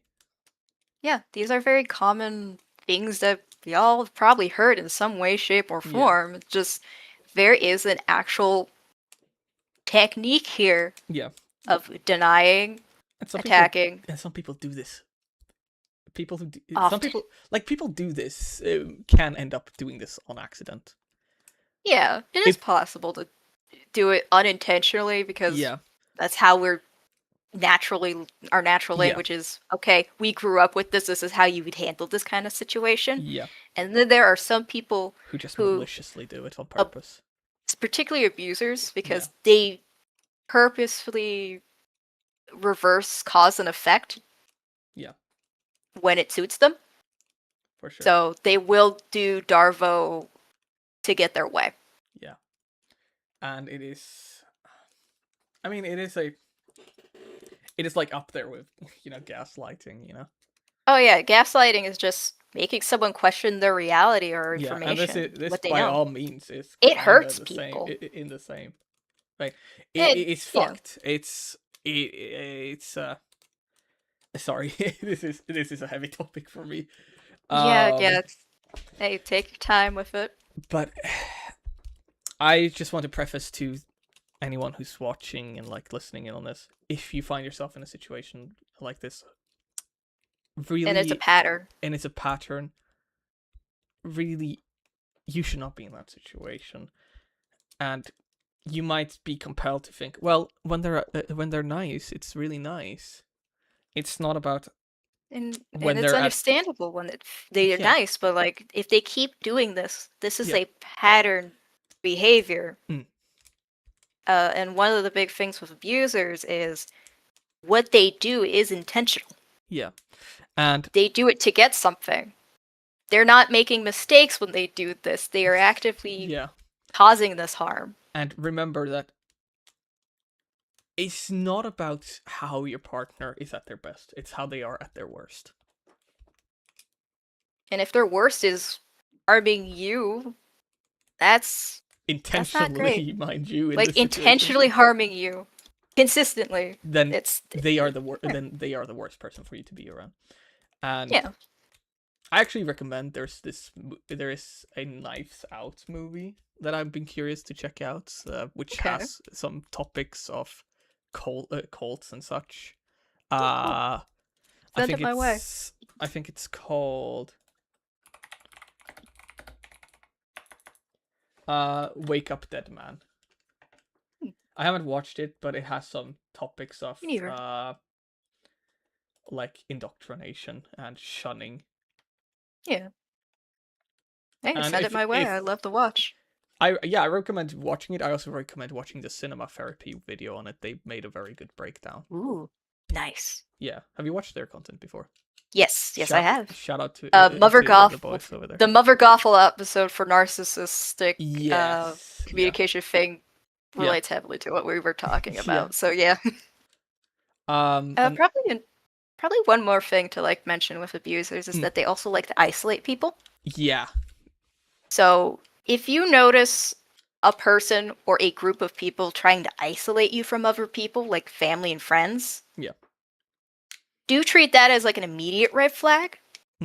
if they start becoming hostile about you spending time with other people as well, like being like, oh, we never spent time together, or unless it's actually, I mean, if you're neglecting Like your there's partner, that's there's different. there's But there's a there's- very clear, yeah. like, imagine you spend like every evening together, right? And then on one evening you're like, oh yeah, I'm gonna go hang out with my girlfriends, right? Yeah. And they get That's normal. and they get hostile about it. Mhm. There's something going on.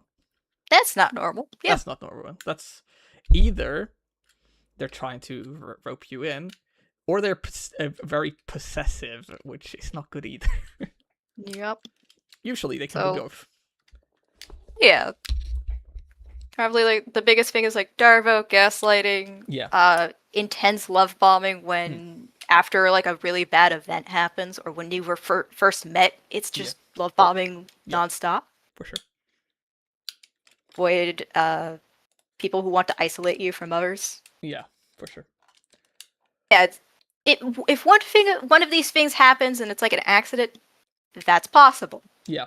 But But if it's a Please, pattern, if you see a pattern of behavior, do consider maybe like reaching out to a friend or family member, regardless of what they're saying. Because thing with AI is that it does the same thing.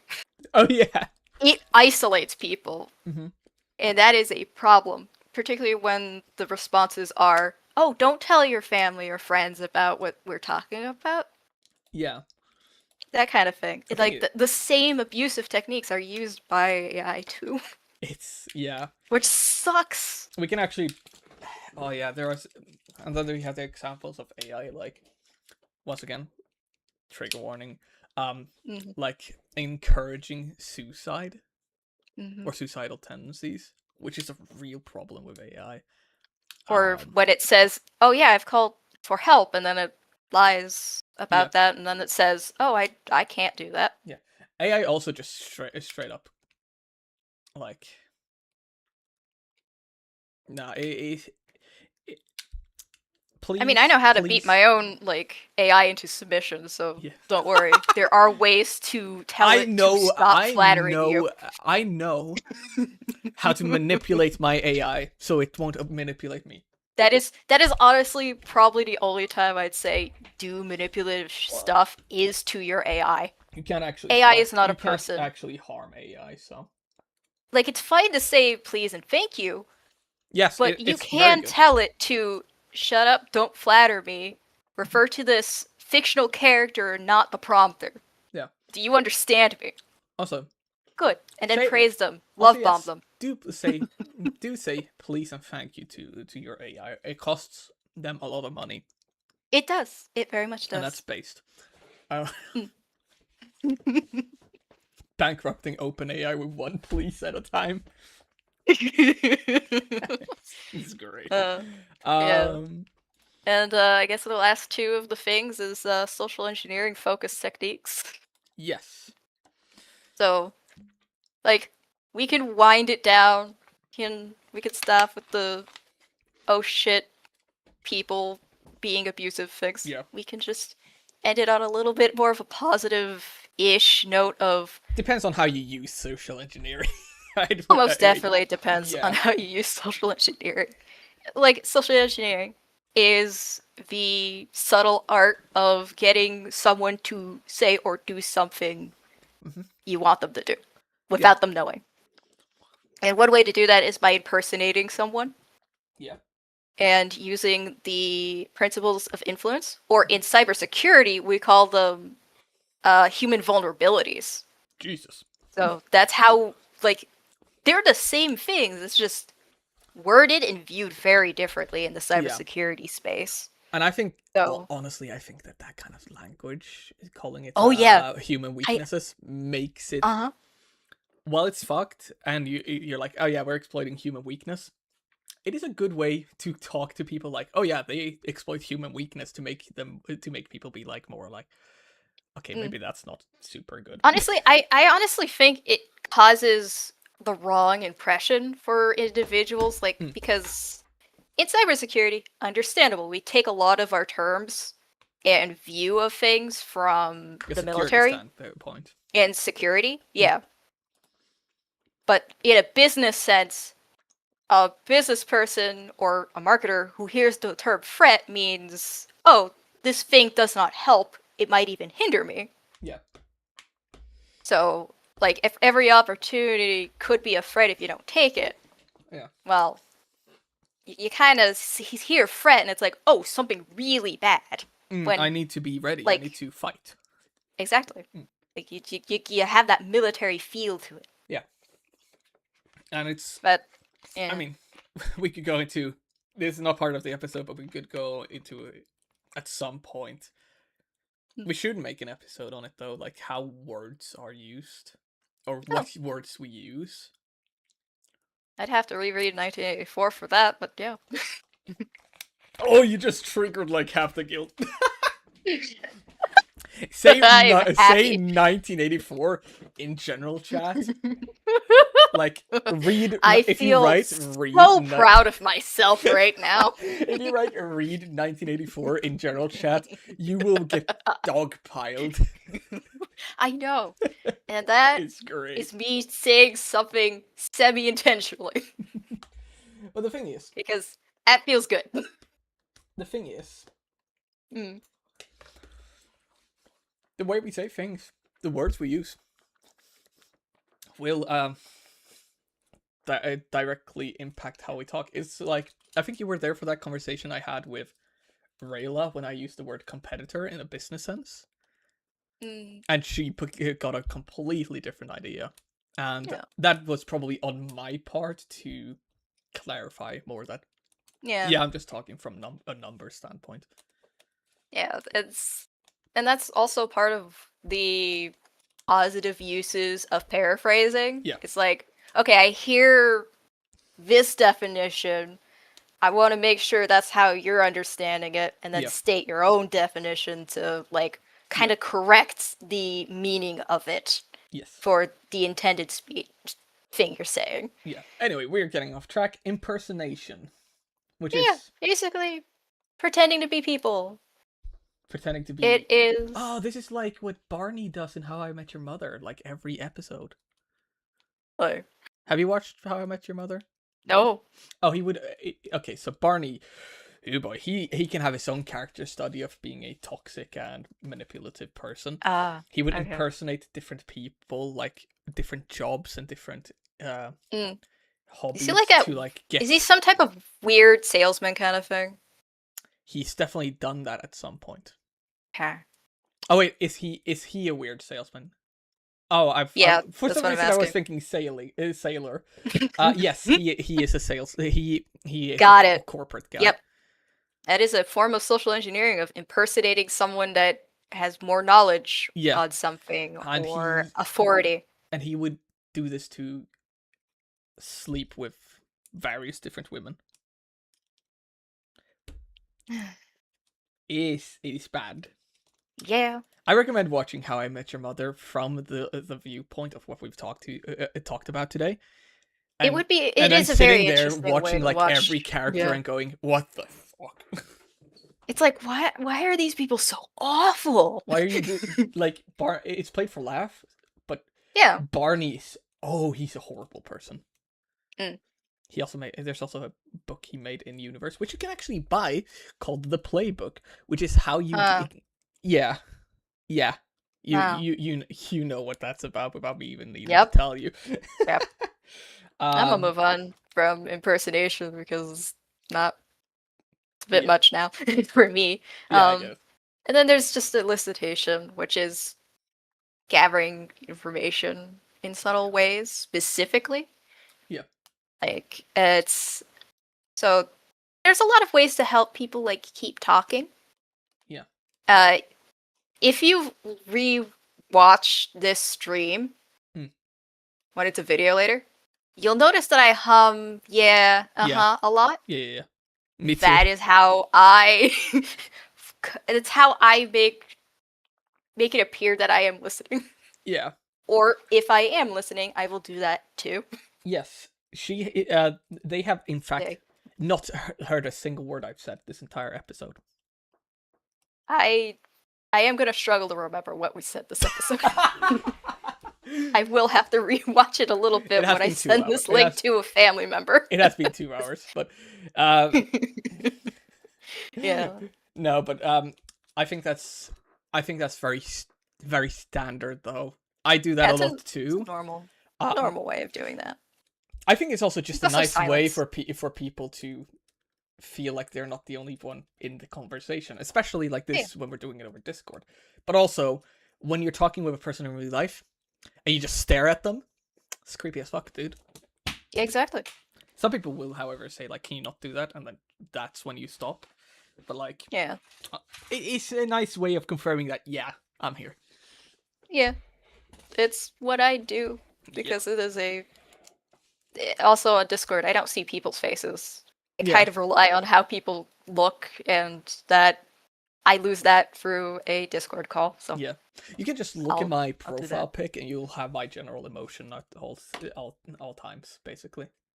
Yeah, but those pictures lie too. Well, this one doesn't. This one perfectly encapsulates me as a person, I feel like.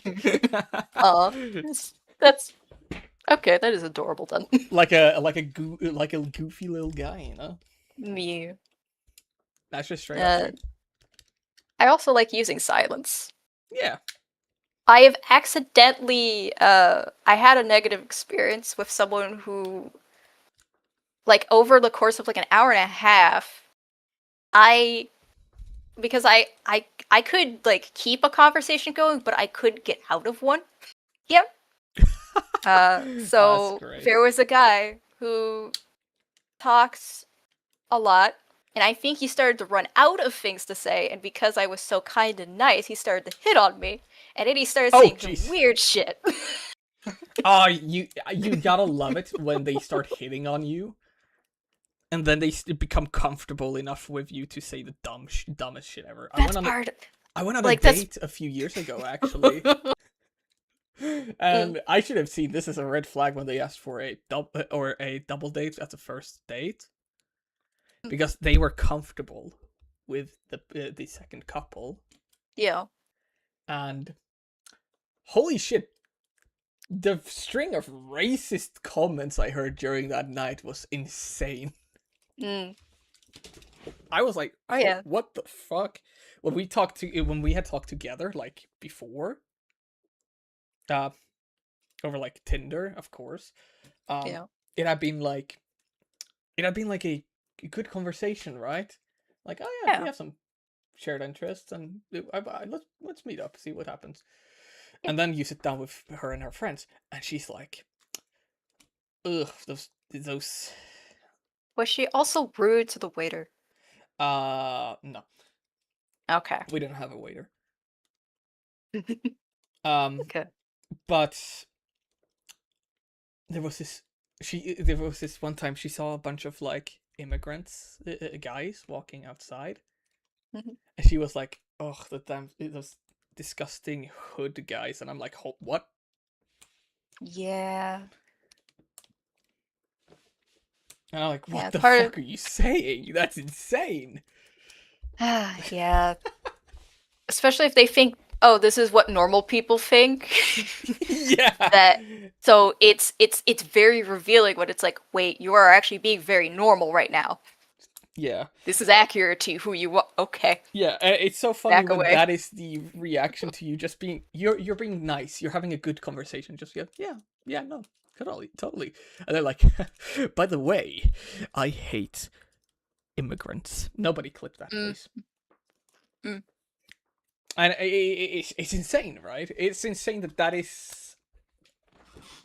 It just happens. Yeah, People do it. people It's do it, wild. and it is both very funny but also terrifying.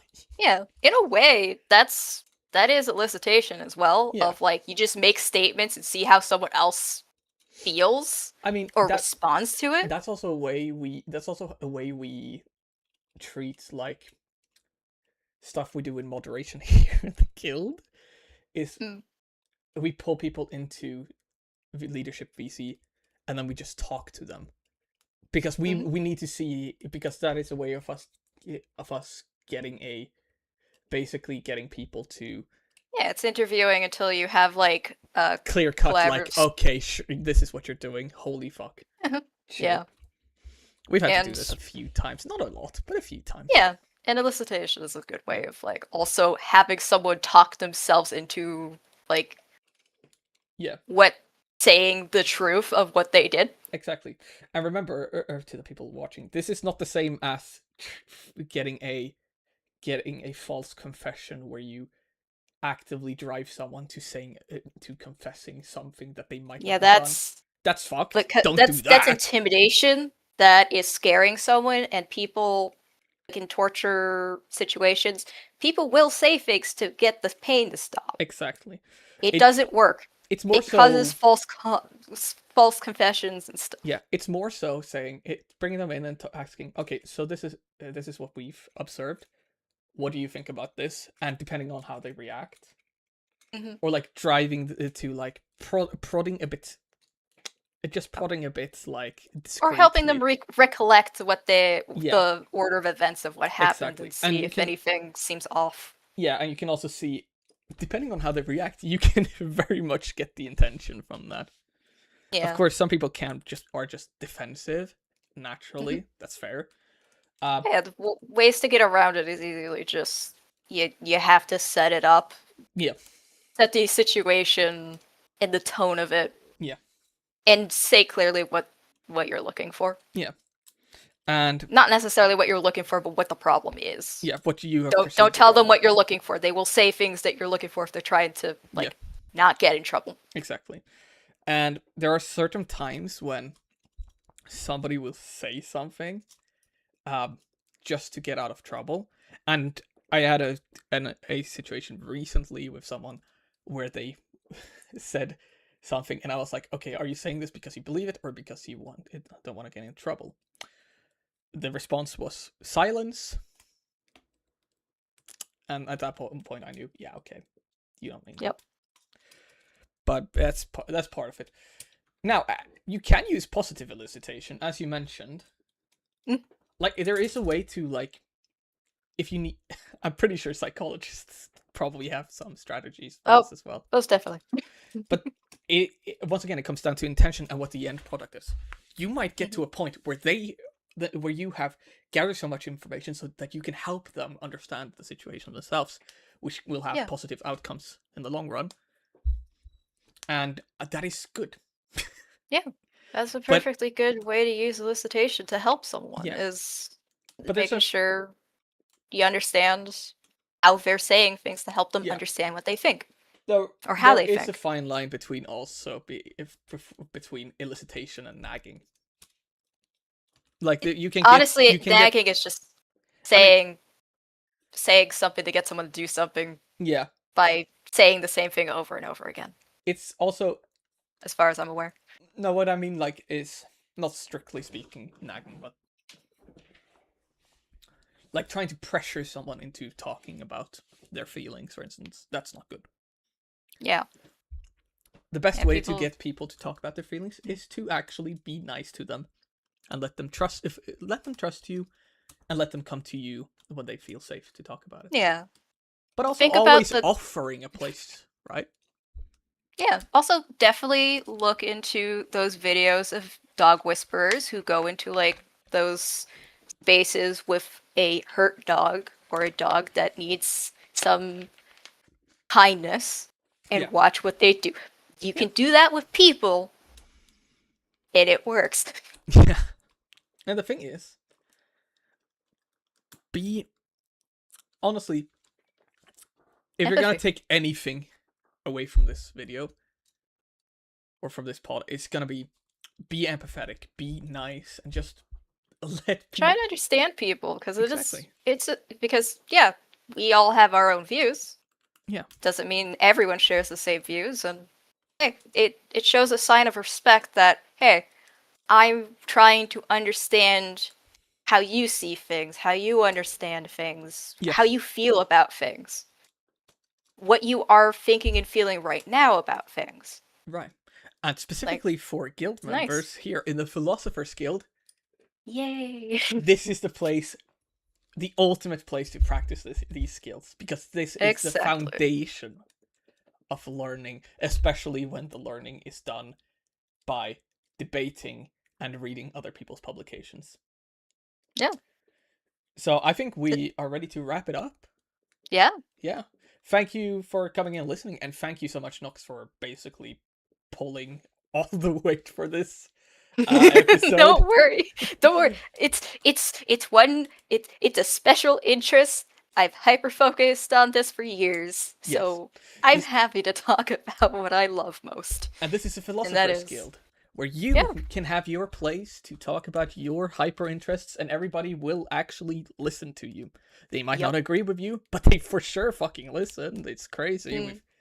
I'm glad we cultivated this kind of environment here, actually. It's beautiful, and I like seeing the way people talk to each other at times. Like I've been in a debate call once or twice where people were just actually debating on a subject, and it's been respectful so far. Yeah. Yes. It's But lovely. once again, takeaway: be nice, be empathetic, try to Empathy. understand people as much as possible, and just be kind. Use it to make people smile. Yes. You don't steal from happy people. Exactly. We only steal from corporations. Big ones. Say please and thank you to your AI. Say please and thank you to your AI. OpenAI is going down in 2026 because of us. Thank you all for watching, and I will see you in the next episode. Bye!